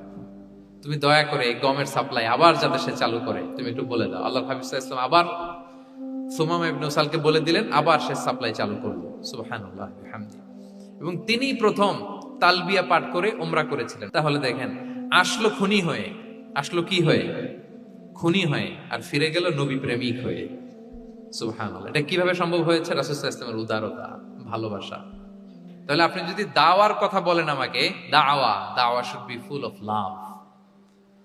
কারণ ভালোবাসা দিয়ে যা জয় করা যায়, কঠোরতা দিয়ে সেটা পারা যায়। 7 নাম্বার হচ্ছে, 7 নাম্বার, রাসূল সাল্লাল্লাহু আলাইহি ওয়াসাল্লাম যদি কাউকে কারেকশন করতে চাইতেন, কখনো তাকে অপমান করতেন না, অন্যের সামনে তার নাম নিতেন না, নাম না নিয়ে তাকে শুধরে দিতেন। এটা দাওয়ার আর একটা মেথডোলজি। কেউ কোনো ভুল কাজ করলে তার নাম ধরে অন্যের সামনে লজ্জিত করতেন না। আমরা কিন্তু অনেক সময় করি না, অন্যের সামনে মানুষকে কারেক্ট করি, এটা ঠিক না। The way he use to correct others, আপনি যদি সিরাতের দিকে তাকান, সুবহানাল্লাহ, কিভাবে উনি অন্যকে কারেকশন দিতেন, নাম উল্লেখ করতেন না। আমরা এটা অনেক ভুল করি। আমি এই জন্য খুব দুঃখিত এবং লজ্জিত। আমাদের দাওয়া অঙ্গনে আপনি ইউটিউব খুললে দেখবেন যে অনেক দায়ীরা, এক দায়ী আরেক দায়ীকে তুচ্ছ-তাচ্ছিল্য করছে, তার নাম নিয়ে তাকে ছোট করা, তাকে খারিজ করা, তাকে নাকচ করা, সে জাহান্নামী, সে কাফের, সব ইসলামের ঠিকাদারি উনি একা নিজে নিয়ে বসে আছে, আর বাকি যা আছে সব খারিজ। এইটা রাসূল সাল্লাল্লাহু আলাইহি ওয়াসাল্লামের দাওয়ার সাথে যায় না। বরং কেউ যদি কোনো ভুল কিছু বলে, ভুল করে, আপনি যদি মনে করেন যে না তার এটা ভুল, আমারটা সঠিক, তো আপনার নিয়ম হচ্ছে আপনি সঠিকটা প্রচার করা। তাহলে কেউ যদি ভুল করে থাকে, তারও টনেক নড়বে, বাকিরাও সঠিকটা জেনে যাবে। এটা হচ্ছে রাসূল সাল্লাল্লাহু আলাইহি ওয়াসাল্লামের দাওয়া মেথডোলজি। তিনি কখনো কারো নাম ধরে অন্যের সামনে, মানুষের সামনে তাকে লজ্জা দিতেন না, তাকে কারেক্ট করতে যেতেন না। এটা ছিল রাসূল সাল্লাল্লাহু আলাইহি ওয়াসাল্লামের বৈশিষ্ট্য। আসুন আমরা সিরাত থেকে দেখি, হাদিস থেকে দেখি। আল্লাহর হাবিব সাল্লাল্লাহু আলাইহি ওয়াসাল্লাম উনি রাতে দিনে কি কি আমল করতেন, গোপন আমল, এগুলো জানার জন্য 3 জন সাহাবী রাসূল সাল্লাল্লাহু আলাইহি ওয়াসাল্লামের স্ত্রীদের কাছে গেলেন। যে জিজ্ঞেস করলেন যে আপনারা আমাদেরকে বলুন যে রাসূল সাল্লাল্লাহু আলাইহি ওয়াসাল্লাম রাতে কি আমল করে, দুপুরে কি আমল করে, বিকেলে কি আমল করে। তো আমাদের আম্মা জানেরা, রাসূল সাল্লাল্লাহু আলাইহি ওয়াসাল্লামের প্রিয়তমা স্ত্রীরা বললেন যে উনি রাতে এরকম তাহাজ্জুদ, দুপুরবেলা এরকম তেলাওয়াত, এই সময় নফল নামাজ, এই সময় এটা এটা এটা করে। আল্লাহর হাবিব সাল্লাল্লাহু আলাইহি ওয়াসাল্লামের পুরো আমলের ফিরিস্তি যখন শোনানো হলো, কাআন্নাহুম তাকাল্লুহা, তাদের কাছে এটা একটা কম মনে হলো পরিমাণে। তারা ভাবছিল হয়তো আরো বেশি করে। তখন তাদের একজন বলল, আরে আইনা নাহনু মিন রাসূলিল্লাহ, কই রাসূল সাল্লাল্লাহু আলাইহি ওয়াসাল্লাম, কই আমরা। রাসূল সাল্লাল্লাহু আলাইহি ওয়াসাল্লামের ব্যাপারে আল্লাহ বলেছেন, কদ গুফিরা লাহু মা তাকাদ্দামা মিন যামবিহি ওয়া মা তাআখার, রাসূল সাল্লাল্লাহু আলাইহি ওয়াসাল্লামের আগের পরের সব গুনাহ মাফ। আদতে তো ওনার কোনো গুনাহই নাই, তারপরও একটা স্পেশাল স্ট্যাটাস হচ্ছে আপনার আগের পরের সব গুনাহ মাফ। তো তারা বলল, যেই মহান ব্যক্তির, যেই নবীর আগের পরের সব গুনাহ মাফ বলে ঘোষণা দেওয়া হয়েছে, তার সাথে তো আমাদের তুলনা করলে হবে না, আমাদের তো বেশি আমল করতে হবে। রাসূল সাল্লাল্লাহু আলাইহি ওয়াসাল্লাম হয়তো এই জন্য এই স্ট্যান্ডার্ড মেইনটেইন করেন না, এরকম করলে তো আমরা মাফ পাবো না আল্লাহর কাছে। ভালো চিন্তা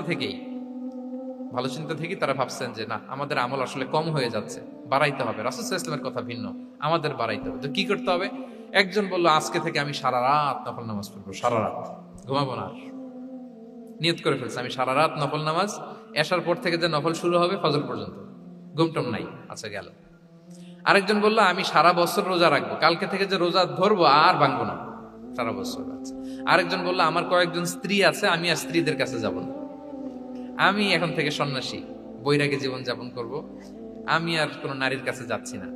তো এই ঘোষণা যখন তারা দিয়ে ফেলছে, এটা রাসূল সাল্লাল্লাহু আলাইহি ওয়াসাল্লামের কান পর্যন্ত যেয়ে পৌঁছালো। আল্লাহর হাবিব সাল্লাল্লাহু আলাইহি ওয়াসাল্লাম এটা শুনে ফেললেন। শুনে রাসূল সাল্লাল্লাহু আলাইহি ওয়াসাল্লাম এটা অপছন্দ করলেন, কারণ এটা তো রাইট ট্র্যাক না, ওনারা ভুল করতেছে। তো একটা ভরা মজলিসে রাসূল সাল্লাল্লাহু আলাইহি ওয়াসাল্লাম বললেন, আনতুমুল্লাযীনা কুলতুম কাযা ওয়া কাযা, শুনলাম তোমাদের মধ্যে কে কে নাকি এমন এমন বলছো।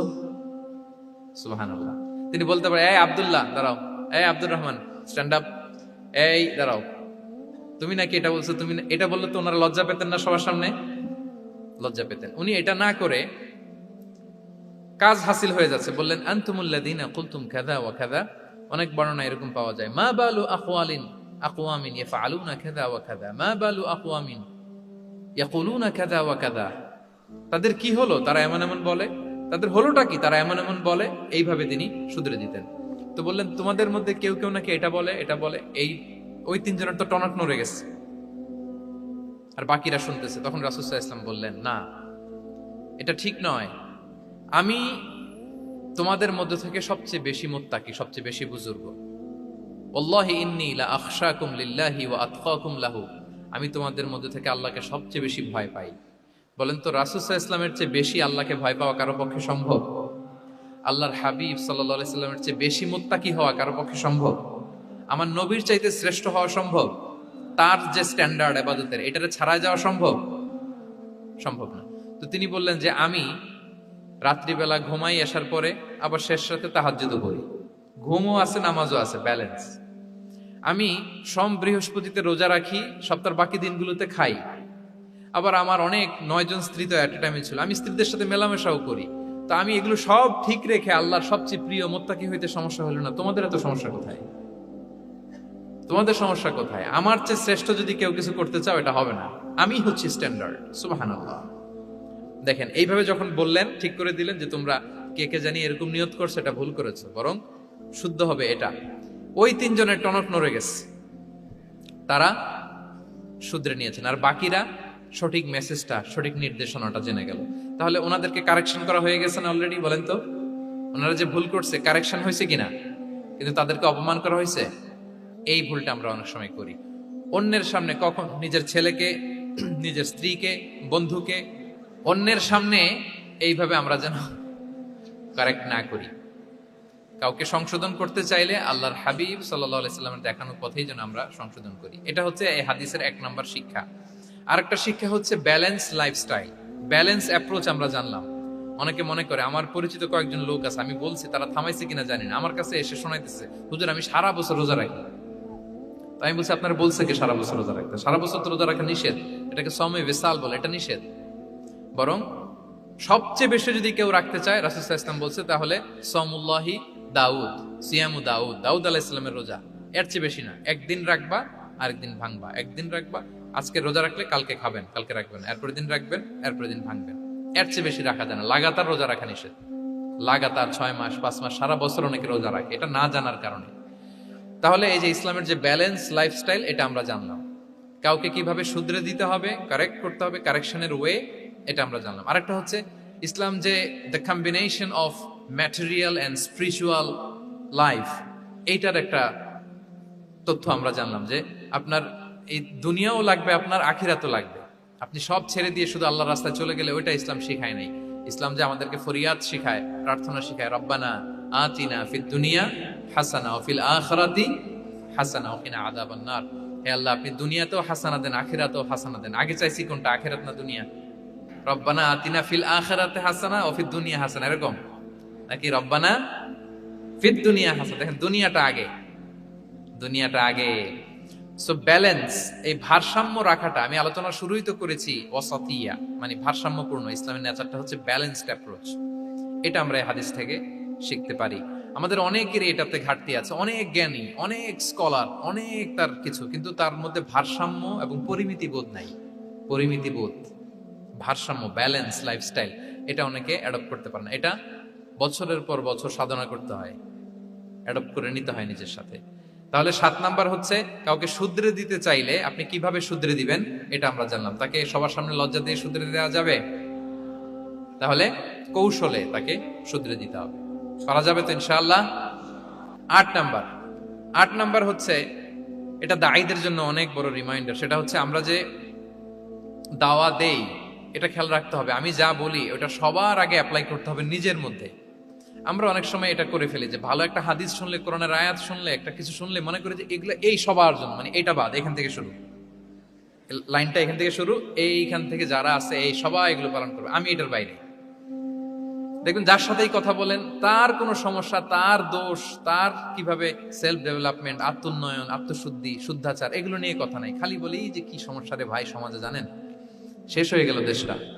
তারপর রাজনীতিতে সমস্যা, সমাজে সমস্যা, হুজুরদের মধ্যে সমস্যা, ওদের মধ্যে সমস্যা, শুধু সমস্যা, মানে উনি সব জায়গায় সমস্যা দেখতে পায়। কিন্তু বেসিকলি আপনি যখন সমস্যা নিয়ে কথা বলবেন, সবার আগে খেয়াল করতে হবে যে ওই সমস্যায় আমি আক্রান্ত কিনা। আমরা কেন যেন অন্যকে কাঠগড়ায় দাঁড় করাতে বেশি পছন্দ করি, কিন্তু নিয়ম হচ্ছে নিজেকে বারবার কাঠগড়ায় দাঁড় করানো, যে আমি ঠিক করতেছি কিনা, আসলে আমার মধ্যে শুদ্ধাচার আছে কিনা, আমার লেনদেন ঠিক আছে কিনা, আমি আমার মধ্যে সততা আছে কিনা, do I live a decent life, আমি যা বলি আমি তা করি কিনা। এটা অনেক সময় আমরা ভুলে যাই। আমরা যা বলি সেটার জন্য আগে আমরা নিজে আমল করতে পারি। আল্লাহ তৌফিক দান করুক। আল্লাহ তাআলা বলছেন, ইয়া আইয়ুহাল্লাযীনা আমানু লিমা তাকুলুনা মা লা তাফআলুন, কেন তুমি সেটা বলো যেটা তুমি করো না? কেন সেটা বলো? সো আমরা যদি দাওয়া কাজ করতে চাই, আমি যে দাওয়াটা দিব বা নাসিহাত দিব বা বার্তাটা রাখবো, সবার আগে যেন এটা নিজের দিকে, ওই তীর যেন নিজের দিকে থাকে, যে না, এটা আগে তোমার জন্য, আগে তুমি পালন করো, পাশাপাশি এটা সবার জন্য, এটা যেন আমরা করি। আল্লাহর হাবিব সাল্লাল্লাহু আলাইহি ইসলামের জীবনে যদি আমরা দেখি, তাহলে দেখবো উনি যা বলতেন ওটা নিজে আগে বেশি করতেন। আল্লাহু আকবার। উনি ইবাদতের কথা বলতেন, আল্লাহর সামনে নিজেকে সঁপে দেওয়ার কথা বলতেন। আর নিজেকে কিভাবে সঁপে দিতেন দেখেন, তিনি যখন দোয়া করতেন, নিজেকে ছোট করতে করতে তিনি আল্লাহরে বলতেন, আল্লাহুম্মা ইন্নী আবদুক ওয়া ইবনু আবদিক ওয়া ইবনু আমাতিক নাসিয়াতি বিয়াদিক। হে আল্লাহ, আমি আপনার দাস। আল্লাহ, আমি দাসের ঘরের দাস, দাসীর ঘরের দাস। মানে আমার পিতা আব্দুল্লাহ আপনার দাস, আমার মা আমিনা আপনার দাসী। সো আমরা সবাই আপনার গোলামের ঘরের গোলাম। এর চেয়ে তুচ্ছ, ছোট, নগণ্য করে কি আর আল্লাহর সামনে নিজেকে পেশ করা যায় বলেন? এরপর তিনি বলতেন, নাসিয়াতি বিয়াদিক। আল্লাহ, আমার মাথার চুলের ঝুঁটি আপনার হাতের মুঠোয়। মাথার চুলের ঝুঁটি হাতের মুঠোয় মানে কি? আপনি ডানে টান দিলে আমি ডানে যেতে বাধ্য, আপনি বাঁয়ে টান দিলে মানে আমার আর কিছু নেই, আল্লাহ সব সঁপে দিলাম আপনার কাছে। কিভাবে নিজেকে তিনি সঁপে দিতেন? তাহাজ্জুদের সালাতে যখন রাতে দাঁড়াতেন, আম্মা জান আয়েশা রাদিয়াল্লাহু তাআলা আনহা বলেন, দাঁড়িয়ে থাকতে থাকতে পা দুইটা ফুলে যেত এরকম, হাত্তা তাতাফাত্তারা কদামা। খুব কষ্ট হতো আল্লাহ রাসূল সাল্লাল্লাহু আলাইহি ওয়াসাল্লামের। তো আম্মা জান আয়েশা বলতেন, ইয়া রাসূলুল্লাহ, ক্বাদ গুফিরা লাকা মা তাকদ্দামা মিন যামবিকা ওয়া মা তাআখার। আল্লাহ তো বলেছেন আপনার সব গুনাহ মাফ, গুনাই তো নাই, তাও ঘোষণা সব গুনাহ মাফ। এত কষ্ট নিজের দেহের উপর নিজে কেন দেন? আল্লাহর হাবিব সাল্লাল্লাহু আলাইহি ওয়াসাল্লাম বলতেন, আফালা উহিব্বু আন আকুনা আবদান শাকুরা। হে আয়েশা, এটা ঠিক, আল্লাহ আমাকে মর্যাদা দিয়েছেন, কিন্তু আমি কি শুকরগুজার বান্দা হতে চাইবো না? আল্লাহর নেয়ামতে যে আমি ভেসে বেড়াই, আল্লাহর নেয়ামতে যে আমি বেঁচে আছি, আল্লাহর অনুগ্রহের কারণে যে আমার এত সম্মান, সে আল্লাহর প্রতি আমি কি নিজেকে পেশ করব না? আফালা উহিব্বু আন আকুনা আবদান শাকুরা। আমি কি শুকরগুজার হব না? আমার রোলটা তো আমাকে প্লে করতে হবে, আমাকে তো উজাড় করে আমার রবের সামনে আমাকে উপস্থাপন করতে হবে। দেখেন, শুধু বলতেন না, করে দেখাতেন। রাতের সালাতে যখন কিয়ামুল লাইল করতেন, কাঁদতে কাঁদতে দাড়ি ভিজে যেত, কাঁদতে কাঁদতে হাত্তা বাল্লাল আরদা হাত্তা বাল্লা লিহিয়াতাহু হাত্তা বাল্লা হাজারাহু, কাঁদতে কাঁদতে জুব্বা ভিজে যেত। সিজদায় পরে যখন থাকতেন, কাঁদতে কাঁদতে জমিন ভিজিয়ে ফেলতেন আল্লাহর হাবিব সাল্লাল্লাহু আলাইহি ওয়াসাল্লাম। এভাবে নিজেকে আল্লাহ তাআলার সামনে পেশ করতেন। সো আমরা যারা দাওয়া অঙ্গনে কাজ করি, এটা খুব পিচ্ছিল পথ, এটা খুবই পিচ্ছিল। আমাদের খেয়াল রাখতে হবে যে আমি যা বলি এটা আমি করি কিনা। এটা দায়ীদের জন্য চ্যালেঞ্জিং। সে নিজে একটা ডিসেন্ট লাইফ লিড করা, তার নিজের মধ্যে সততা থাকা, নৈতিকতা থাকা, মোরালিটি, এথিক্স, ভ্যালিউজ নিয়ে যে আমরা বলি, ওই ভ্যালিউজের প্র্যাকটিস যেন আমাদের মধ্যে থাকে। আল্লাহ তাআলা আমাদেরকে তৌফিক দান করুক, আমরা পড়ি আমিন। 9 নম্বরে হচ্ছে কনসিডারেট হওয়া। রাসূল সাল্লাল্লাহু আলাইহি ওয়াসাল্লাম খুবই কনসিডারেট ছিলেন। এটা খুব গুরুত্বপূর্ণ, খেয়াল করে শুনুন। কনসিডারেট মানে খুব উচ্চ বিবেকবোধ সম্পন্ন ব্যক্তিত্ব, খুব বিবেকবোধ সম্পন্ন। আমাদের অনেকের মধ্যে এটা, আমাদের অনেকের সেন্স কাজ করে না। আল্লাহর হাবিব সাল্লাল্লাহু আলাইহি ওয়াসাল্লাম, he was a man of 6 senses. 6টা সেন্স ওনার কাজ করতো। সুবহানাল্লাহ, সুবহানাল্লাহ। কথা বলতেছেন, ওদিকে কি হচ্ছে, ওদিকে সব একসাথে এট এ গ্ল্যান্সে তিনি মেইনটেইন করতেন। সুবহানাল্লাহ ওয়া বিহামদিহি।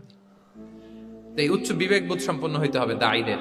রাসূল সাল্লাল্লাহু আলাইহি ওয়াসাল্লাম একবার নামাজ পড়াচ্ছেন, পিছনে বাচ্চার কান্নার আওয়াজ, নামাজ ছোট করে দিয়েছেন, একেবারে ছোট, শর্ট করে সিজদা, রুকু, মানে যতটুকু না হলেই না, অতটুকু করে নামাজ শেষ। জিজ্ঞেস করা হলো কেন? বললেন যে আমি দেখলাম একটা ছোট বাচ্চা কাঁদছে, এই বাচ্চার মায়ের বোধহয় খুব কষ্ট হয়ে যাচ্ছে পেছনে, বাচ্চাটাকে সামলাতে মহিলাদের প্রেয়ার হলে মাটার বোধহয় খুব কষ্ট হচ্ছে, এজন্য আমি নামাজটা একটু শর্ট করে দিয়েছি। সুবহানাল্লাহ। আমরা নামাজে দাঁড়ালে দিন দুনিয়ার হুঁশ নেই, কি হচ্ছে না হচ্ছে না। আপনার সব খেয়াল রাখতে হবে, কি হচ্ছে। You are a leader, you are a দাঈ, আপনাকে এটা খেয়াল রাখতে হবে। রাসূল সাল্লাল্লাহু আলাইহি ওয়াসাল্লাম এরকম উচ্চ বিবেকবোধ সম্পন্ন লোক ছিলেন। মুআয ইবনে জাবালকে এক জায়গার মদিনার পাশেই ইমাম করে পাঠালেন, ইমাম। তো ওই এলাকার মুসল্লিরা ছিলেন শ্রমজীবী। কি জীবী? শ্রমজীবী। ওনারা উট দিয়ে পানি নিয়ে খেজুর গাছে পানি সেচ দিত, তারা খুব কষ্ট করে সারাদিন। তো উনি মাগরিবের নামাজে একদিন নামাজ শুরু করলেন, আল্লাহু আকবার বলে সূরা ফাতিহার পরে উনি সূরা বাকারা শুরু করলেন। কোন সূরা? কোরআনের সবচাইতে ছোট সূরা নাকি? হ্যাঁ, আয়াত কত? সবচাইতে বড় সূরা। তো উনি হয়তো একটা খুব মানে চিল মুডে আছেন, একটা খুব ভালো মুডে আছেন, ইবাদতের একটা মুডে আছেন। উনার আবেগ থেকে উনি হয়তো সূরা বাকারা শুরু করে দিয়েছেন, তেলাওয়াত করে করে মজা পাচ্ছেন, করতেছেন। কিন্তু পিছনে মুসল্লিরা হচ্ছে শ্রমজীবী, সারাদিন খেতে খামারে খেজুর বাগানে কাজ করে ওনারা নামাজ পড়তেছেন। একদল তো নামাজ ছেড়ে দিছে, ছেড়ে দিয়ে নিজেরা নামাজ পড়ে আল্লাহর হাবিব সাল্লাল্লাহু আলাইহি ওয়াসাল্লামের কাছে যে বিচার দিলেন যে ইয়া রাসূলুল্লাহ, দেখেন এমন একজনকে ইমাম হিসেবে পাঠালেন, উনি মাগরিবের নামাজ শুরু করছে সূরা বাকারা দিয়ে। আমরা হচ্ছে শ্রমজীবী মানুষ, আমরা কি পারি এত সময় দাঁড়িয়ে থাকতে? রাসূল সাল্লাল্লাহু আলাইহি ওয়াসাল্লাম খুব রেগে গেলেন, খুব। মুআয ইবনে জাবাল রাদিয়াল্লাহু তাআলা ওনাকে ডেকে পাঠালেন। ডেকে কি শব্দ ইউজ করছে জানেন? উনি বললেন, আফাত্তানুন আনতা ইয়া মুআয। ফাত্তান মানে ফিতনাবাজ। হে মুআয, তুমি কি সমাজে ফিতনা ছড়াচ্ছ? তোমাকে পাঠালাম সেখানকার ইউনিটি ধরে রাখতে, ইমাম হয়ে নামাজ পড়াবা, তালিম দিবা। আফাত্তান আনতা ইয়া মুআয, তুমি ফিতনা ছড়াচ্ছ? তুমি কেন সাব্বিহ ইসমা রাব্বিকাল আলা তোমার মুখস্থ নাই? ওয়াশ-শামসি ওয়া দুহাহা মুখস্থ নাই? হাদিসে দুইটা সূরার কথা, যে এই সাইজের সূরাগুলো পারো না, তুমি এগুলো দিয়ে নামাজ পড়াবা যাতে ওদের কষ্ট না হয়। ওরা তো শ্রমজীবী সাহাবী, ওদের দিকে তো তোমার খেয়াল রাখতে হবে, কনসিডারেট হতে হবে। সুবহানাল্লাহ। দেখেন রাসূল সাল্লাল্লাহু আলাইহি ওয়াসাল্লাম ইমামকে এনে শাসন করলেন, বুঝিয়ে বললেন যে না, তোমাকে ছোট ছোট সূরায় নামাজ পড়াতে হবে যাতে করে কষ্ট না হয়। এবং রাসূল সাল্লাল্লাহু আলাইহি ওয়াসাল্লাম কাউকে কোনো দায়িত্ব দিয়ে কাজে পাঠালে ওনার বিখ্যাত একটা বাণী তিনি বলে দিতেন। আমার ভেরিফাইড যে ফেসবুক পেজের কভার ফটোতে দেখবেন এই হাদিসটা দেয়া। সেটা হচ্ছে তিনি কাউকে কোনো দায়িত্ব দিয়ে পাঠালে তিনি বলতেন, বাশশিরু ওয়ালা তুনাফফিরু, ইয়াসসিরু ওয়ালা তুআসসিরু। মানে তোমরা মানুষকে সুসংবাদ দিও, মানুষকে দিন থেকে ভাগিও না, দিনকে সহজ করে উপস্থাপন করো, দিনকে জটিল করে মানুষের সামনে উপস্থাপন করুন। আমরা এটা ভুল করি, এত কঠিন ভাবে উপস্থাপন করি, ভাবে যে কঠিন করে উপস্থাপন করতে পারলেই বোধহয় ওনার ক্রেডিট।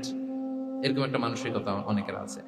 কোন মুফতি যদি এমন কোন ফতুয়া দেয় যেটা সমাজের অধিকাংশ মুসলিম চেষ্টা করেও মানতে পারতেছে না, কঠিন হয়ে যাচ্ছে, তার মানে something is missing in the ফতোয়া, something is missing in the legal opinion, and the মুফতি should revise the issue again and again. তাকে আরো মুফতিদের সাথে রিভাইজ করতে হবে, আরো কিভাবে জীবন ঘনিষ্ঠ করে মাসালাটা দেয়া যায় তাকে এটা ভাবতে হবে। কারণ আল্লাহ দিনের মধ্যে জটিলতা রাখেননি, কাঠিন্যতা রাখেননি। আমরা দিনকে কঠিন ভাবে মানুষের কাছে উপস্থাপন করি, মানুষকে ভয় দেখাই, আমরা হতাশ করি, দিন থেকে ভাগাই। রাসূল সাল্লাল্লাহু আলাইহি ওয়াসাল্লাম বলেছেন, খবরদার দিন থেকে ভাগিও না, সহজ করে মানুষের কাছে উপস্থাপন করো, দিনকে জটিল করে মানুষের কাছে উপস্থাপন করবে না। তো তাহলে কনসিডারেট ছিলেন রাসূল সাল্লাল্লাহু আলাইহি ওয়াসাল্লাম, খুব উচ্চ বিবেক বোধ সম্পন্ন ব্যক্তি ছিলেন। একবার মাগরিবের সালাতে অথবা এশার সালাতে হাদিসে এসেছে যে ইহদা সালাতাইল ইশা মানে মাগরিব অথবা এশায় হাসান হুসাইন রাদিয়াল্লাহু তাআলা আনহুমাকে নিয়ে তিনি নামাজে গেলেন। নামাজের এক পর্যায়ে সেজদারত অবস্থায় ওনার নাতি হাসান রাদিয়াল্লাহু তাআলা আনহু ওনার কাঁধের উপরে চেপে বসলেন, দীর্ঘ সেজদা দিলেন। এরপর যখন নামাজ শেষ করলেন, সাহাবারা বললেন, ইয়া রাসূলুল্লাহ, এত লম্বা সেজদা দিতে তো কখনো দেখি নাই, নামাজে কি অসুস্থ হয়ে গেলেন নাকি? অথবা নামাজ চলা অবস্থায় কি কোরআনের আয়াত নাজিল হলো নাকি? রাসূল সাল্লাল্লাহু আলাইহি ওয়াসাল্লাম বললেন, কুল্লু যালিকা লাম ইয়াকুন, একটাও না, বরং ওয়ালাকিন নাবনি ইরতাহালানি, আমার নাতি আমার কাঁধে উঠছিল। ফাকারিহতু আন উআজ্জিলাহু হাত্তা ইয়াকদিয়া হাজাতা, আমি সেজদায় উঠতে গেলেই তো ও যে খেলতেছে এটা ডিস্টার্ব হয়ে যাবে, সো ওর যতক্ষণ না ওর খেলা শেষ না হয় আমি একটু ওয়েট করতেছিলাম। তার খেলাধুলা শেষে তার সময় যখন হয়েছে নেমে গেছে, আমি তখন সেজদা থেকে মাথা উঠিয়েছি। কি কনসিডারেট ছিলেন দেখেন, কি উচ্চ বিবেক বোধ সম্পন্ন। অন্যের যাতে কষ্ট না হয়, অন্যের যে কোনো কনসার্ন, এগুলো সব তিনি খেয়াল রাখতেন। সো দাঈদের এরকম সিক্স সেন্সের অধিকারী হওয়ার চেষ্টা করতে হবে। আল্লাহ তাআলা আমাদেরকে তৌফিক দান করুন। কয়টা গেল? 9টা। আর একটা সর্বশেষ, এটা খুব গুরুত্বপূর্ণ, আপনাদের সাথে খুব রিলেভেন্ট। সেটা হচ্ছে প্রপার টাইমিং ফর দাওয়া। দাওয়ার জন্য টাইমিংটা খুব গুরুত্বপূর্ণ। প্রপার টাইমে যদি দেন ওটা ক্লিক করবে, ওটা স্পার্ক করবে। আর যদি সময় মতো না হয় ওটা কাজ করবে না। প্রপার টাইমে প্রপার দাওয়াটা দিতে হয়, সঠিক সময়ের অপেক্ষা করা, যখন সেই সময়টা আসছে তখন দাওয়া দেওয়া। বুঝতে পেরেছেন না ব্যাপারটা? একটা ছোট্ট উদাহরণ দেই। এক ইহুদি কিশোর রাসূল সাল্লাল্লাহু আলাইহি ওয়াসাল্লামের খেদমত করতো। ইহুদি কিশোর, কোন ধর্মের কিশোর বলেন তো? ইহুদি কিশোর। প্রায় আসতো রাসূল সাল্লাল্লাহু আলাইহি ওয়াসাল্লামের কাছে, আসতো রাসূল সাল্লাল্লাহু আলাইহি ওয়াসাল্লামের সেবা করতো, কিন্তু তাকে কখনো রাসূল সাল্লাল্লাহু আলাইহি ওয়াসাল্লাম দিনের দাওয়াত দেননি। ছেলেটা ইহুদি, কিন্তু তার সামনে কখনো দিনের দাওয়াত তিনি দেন নাই। তো একদিন দেখে যে ওই ছেলে আসে না, লাগাতার এরকম কয়েকদিন যাবত ওই ছেলে আর আসে না। তখন রাসূল সাল্লাল্লাহু আলাইহি ওয়াসাল্লাম খোঁজ নিলেন যে কি হয়েছে। তখন রাসূল সাল্লাল্লাহু আলাইহি ওয়াসাল্লাম শুনতে পেলেন যে ছেলেটা অসুস্থ। ছেলেটা কি অসুস্থ। আল্লাহর হাবিব সাল্লাল্লাহু আলাইহি ওয়াসাল্লাম তার বাসায় গেলেন, যে দেখলেন যে ইহুদি ছেলেটা বিছানায় পড়ে কাতরাচ্ছে, পাশে ছেলেটার বাবা। রাসূল সাল্লাল্লাহু আলাইহি ওয়াসাল্লাম তার মাথায় হাত বুলিয়ে দিলেন, তার খোঁজ খবর নিলেন। এবার রাসূল সাল্লাল্লাহু আলাইহি ওয়াসাল্লাম বললেন, আসলিম, মানে ইসলাম ধর্ম গ্রহণ করো। ফানাযারা ইলা ওয়াজহি আবি, ইহুদি ছেলেটা তার বাবার চেহারার দিকে তাকালো, দেখি আব্বা কি বলে। বাবা যেহেতু দাঁড়ায় আছে, ফানাযারা ইলা ওয়াজহি আবি, বাবার চেহারার দিকে মুমূর্ষু ছেলেটা বাবার চেহারার দিকে তাকালো। তো বাবা বলল, আতি আবুল কাসিম, মানে আবুল কাসিম যা বলে তাই শোনো। রাসূল সাল্লাল্লাহু আলাইহি ওয়াসাল্লামের বড় ছেলের নাম ছিল কাসিম, ফলে ওনাকে আবুল কাসিম বলে মদিনাতে ডাকা হতো। আমাদেরও তো বড় ছেলে বা বড় মেয়ের নাম ধরে ডাকে না? ধরেন যে আপনার বড় ছেলের নাম আব্দুল্লাহ, তো আপনারা বলে আব্দুল্লাহর বাবা। রাসূল সাল্লাল্লাহু আলাইহি ওয়াসাল্লামকে মদিনায় বলা হতো কাসিমের বাবা। তো ছেলেটা যখন বাবার চেহারার দিকে তাকালো, বাবা বলল, আতি আবুল কাসিম, তুমি আবুল কাসিমের অনুসরণ করো, যা বলে তাই শোনো। ছেলেটা তখন পড়তে আরম্ভ করলো, আশহাদু আল্লা ইলাহা ইল্লাল্লাহ ওয়া আশহাদু আন্না মুহাম্মাদুর রাসূলুল্লাহ, মানে মুসলিম হয়ে গেল। রাসূল সাল্লাল্লাহু আলাইহি ওয়াসাল্লাম ইহুদিদের ঘর থেকে বের হয়ে আসলেন আর বললেন, আলহামদুলিল্লাহিল্লাযী আনকাযাহু মিনান নার, বুখারীর বর্ণনা। প্রশংসা সে আল্লাহর, যে আল্লাহ এই ছেলেটিকে জাহান্নাম থেকে মুক্তি দিয়ে জান্নাতি বানিয়ে নিল। দেখেন, রাসূল সাল্লাল্লাহু আলাইহি ওয়াসাল্লাম একটা প্রপার টাইমিং এর অপেক্ষা করতেছিলেন। এতদিন রাসূল সাল্লাল্লাহু আলাইহি ওয়াসাল্লামের ঘরে যে ইহুদি কিশোর খেদমত করে, কাজ করে দিয়ে আসে, একদিনও দাওয়াত দেয় না। রাসূল সাল্লাল্লাহু আলাইহি ওয়াসাল্লাম একটা ভালো সময় খুঁজতেছিলেন। শুরুতেই যদি দাওয়াত দেয়, ওই ছেলে আশাই বন্ধ করবে, ভাববে খাইছে, আমার তো ধর্মান্তরিত করতে চায়। ঠিক কিনা বলেন? যে আমার একটা ফেইথ আছে, সে তো আমার ফেইথ কেড়ে নিতে চায়, বা তার বাবাও ভয় পাবে। রাসূল সাল্লাল্লাহু আলাইহি ওয়াসাল্লাম যখন অনেকদিন তার সাথে মিশলেন, রাসূল সাল্লাল্লাহু আলাইহি ওয়াসাল্লামের ব্যক্তিত্ব, রাসূল সাল্লাল্লাহু আলাইহি ওয়াসাল্লামের কথা বার্তা, আচরণ, মানসিকতা সব দেখে যখন এই ইহুদি ছেলে, তার বাবা ইমপ্রেসড, এবং ছেলেটা শুয়ে আছে বিছানায় মুমূর্ষ, এই প্রপার একটা টাইমিং এর অপেক্ষায় রাসূল সাল্লাল্লাহু আলাইহি ওয়াসাল্লাম ছিলেন। যখনই সেই সময়টা এসেছে, রাসূল সাল্লাল্লাহু আলাইহি ওয়াসাল্লাম দাওয়াত দিলেন, মুহূর্তের মধ্যে ক্লিক। আল্লাহু আকবার। এই প্রপার টাইমিং এর অপেক্ষা আমাদেরকে করতে হবে। এই সুযোগটা কিন্তু আপনাদের আছে। আমি শুরুতেই বলেছি যে ডক্টর যারা, তাদের কাছে মানুষ কখন আসে? সুদিনকালে না দুর্দিনকালে? বলেন, তার বিপদ এর চেয়ে বড় বিপদ নাই। ক্যান্সার নিয়ে আসছে, ডায়াবেটিক্স নিয়ে আসছে, অসুস্থ, অসহায়, মানে ভাবখানা এমন, আপনি ছাড়া তার আর কোনো গতি নেই। ঠিক কিনা বলেন? এই প্রপার টাইমে যখন আপনি মনে করবেন যে now it's high time to give দাওয়া, জাস্ট ডু ইট। যখন মনে করবেন যে না, এখন একটা সুন্দর সময়, এখন বললে এটা কাজে দিবে, ওই সময়টাকে আপনি কাজে লাগান। তাহলে দাওয়া মেথোডোলজি সর্বশেষ পয়েন্ট হচ্ছে প্রপার টাইমিং ফর দাওয়া। যখন দাওয়া দিলে কাজে লাগবে, ঠিক তখন দিতে হবে। কি পারা যাবে তো ইনশাআল্লাহ? আল্লাহ তাআলা আমাদের সবাইকে তৌফিক দান করুন। তাহলে প্রিয় ভাইয়েরা, আমি একটু রিভাইজ করি আপনাদের সাথে কি কি নিয়ে কথা বললাম। প্রথমে আমরা বলেছি যে আমাদের মধ্যমপন্থী হইতে হবে, বাড়াবাড়িও করা যাবে না, ছাড়াছাড়িও করা যাবে না। আমরা কোথায় থাকবো? মাঝামাঝি। এরপরে আমরা বললাম ওরাল দাওয়ার চেয়ে প্র্যাকটিক্যাল দাওয়া, লিভিং দায়ী হইতে পারলে ওটার ইফেক্ট অনেক বেশি। এরপর আমরা আল্লাহর হাবিব সাল্লাল্লাহু আলাইহি ওয়াসাল্লামের সিরা এবং সুন্নাহ থেকে 10টা মেথোডোলজি, দাওয়া মেথোডোলজি আলোচনা করেছি। তার প্রথমটা ছিল ভেরি সফট এন্ড মাইল্ড, দাওয়া ল্যাঙ্গুয়েজটা সফট এন্ড মাইল্ড হতে হবে। 2 নাম্বার, কোশ্চেন থ্রো করতে হবে অ্যাটেনশন ড্র করার জন্য। 3 নম্বরে, visual explanation to make the দাওয়া মোর ইফেক্টিভ এন্ড প্রোডাক্টিভ। তারপরে 4 নাম্বার, গ্রাজুয়ালিটি, ধীরে ধীরে, ধাপে ধাপে, একবারে সব চাপিয়ে দেওয়া যাবে না। 5 নম্বরে, ইমোশনাল ইন্টেলিজেন্স ইউজ করতে হবে। 6 নম্বরে, ফুল অফ লাভ, দাওয়া should be full of love. 7 নম্বরে, কাউকে শুধরে দিতে চাইলে লজ্জা দিয়ে অন্যের সামনে শুধরে দেওয়া যাবে না, রাসূল সাল্লাল্লাহু আলাইহি ওয়াসাল্লাম যেভাবে শিখিয়েছেন ওইভাবে কারেক্ট করতে হবে। 8 নম্বরে, দাওয়া should be applied in yourself, আগে নিজের মধ্যে। 9 নম্বরে, কনসিডারেট হইতে হবে, উচ্চ বিবেক বোধ সম্পন্ন। 10 নম্বরে, প্রপার টাইমিং, ঝোপ্প যে কোপ, বাংলা একটা কথা বলে না, কি বলে? ঝোপ্প যে, তার মানে সময় মতো, সময়ের 1/4, অসময়ের সময় মতো। যখন আপনি মনে করবেন it's high time to give দাওয়া, ডু ইট, এটা করেন। এইভাবে আল্লাহ রাসূল সাল্লাল্লাহু আলাইহি সাল্লামের দাওয়া মেথোডোলজি ফলো করে যদি আমরা দাওয়া কাজ করি, দাওয়াটা প্রোডাক্টিভ হবে এবং খুব ইফেক্টিভ হবে।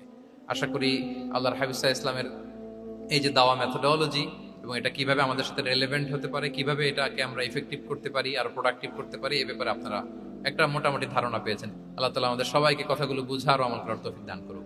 হাযা মা ইনদি ওয়াল ইলমু ইনদাল্লাহি আলাইহি তাওয়াক্কালতু ওয়া ইলাইহি উনীব। আসসালামু আলাইকুম ওয়া রাহমাতুল্লাহি ওয়া বারাকাতুহু।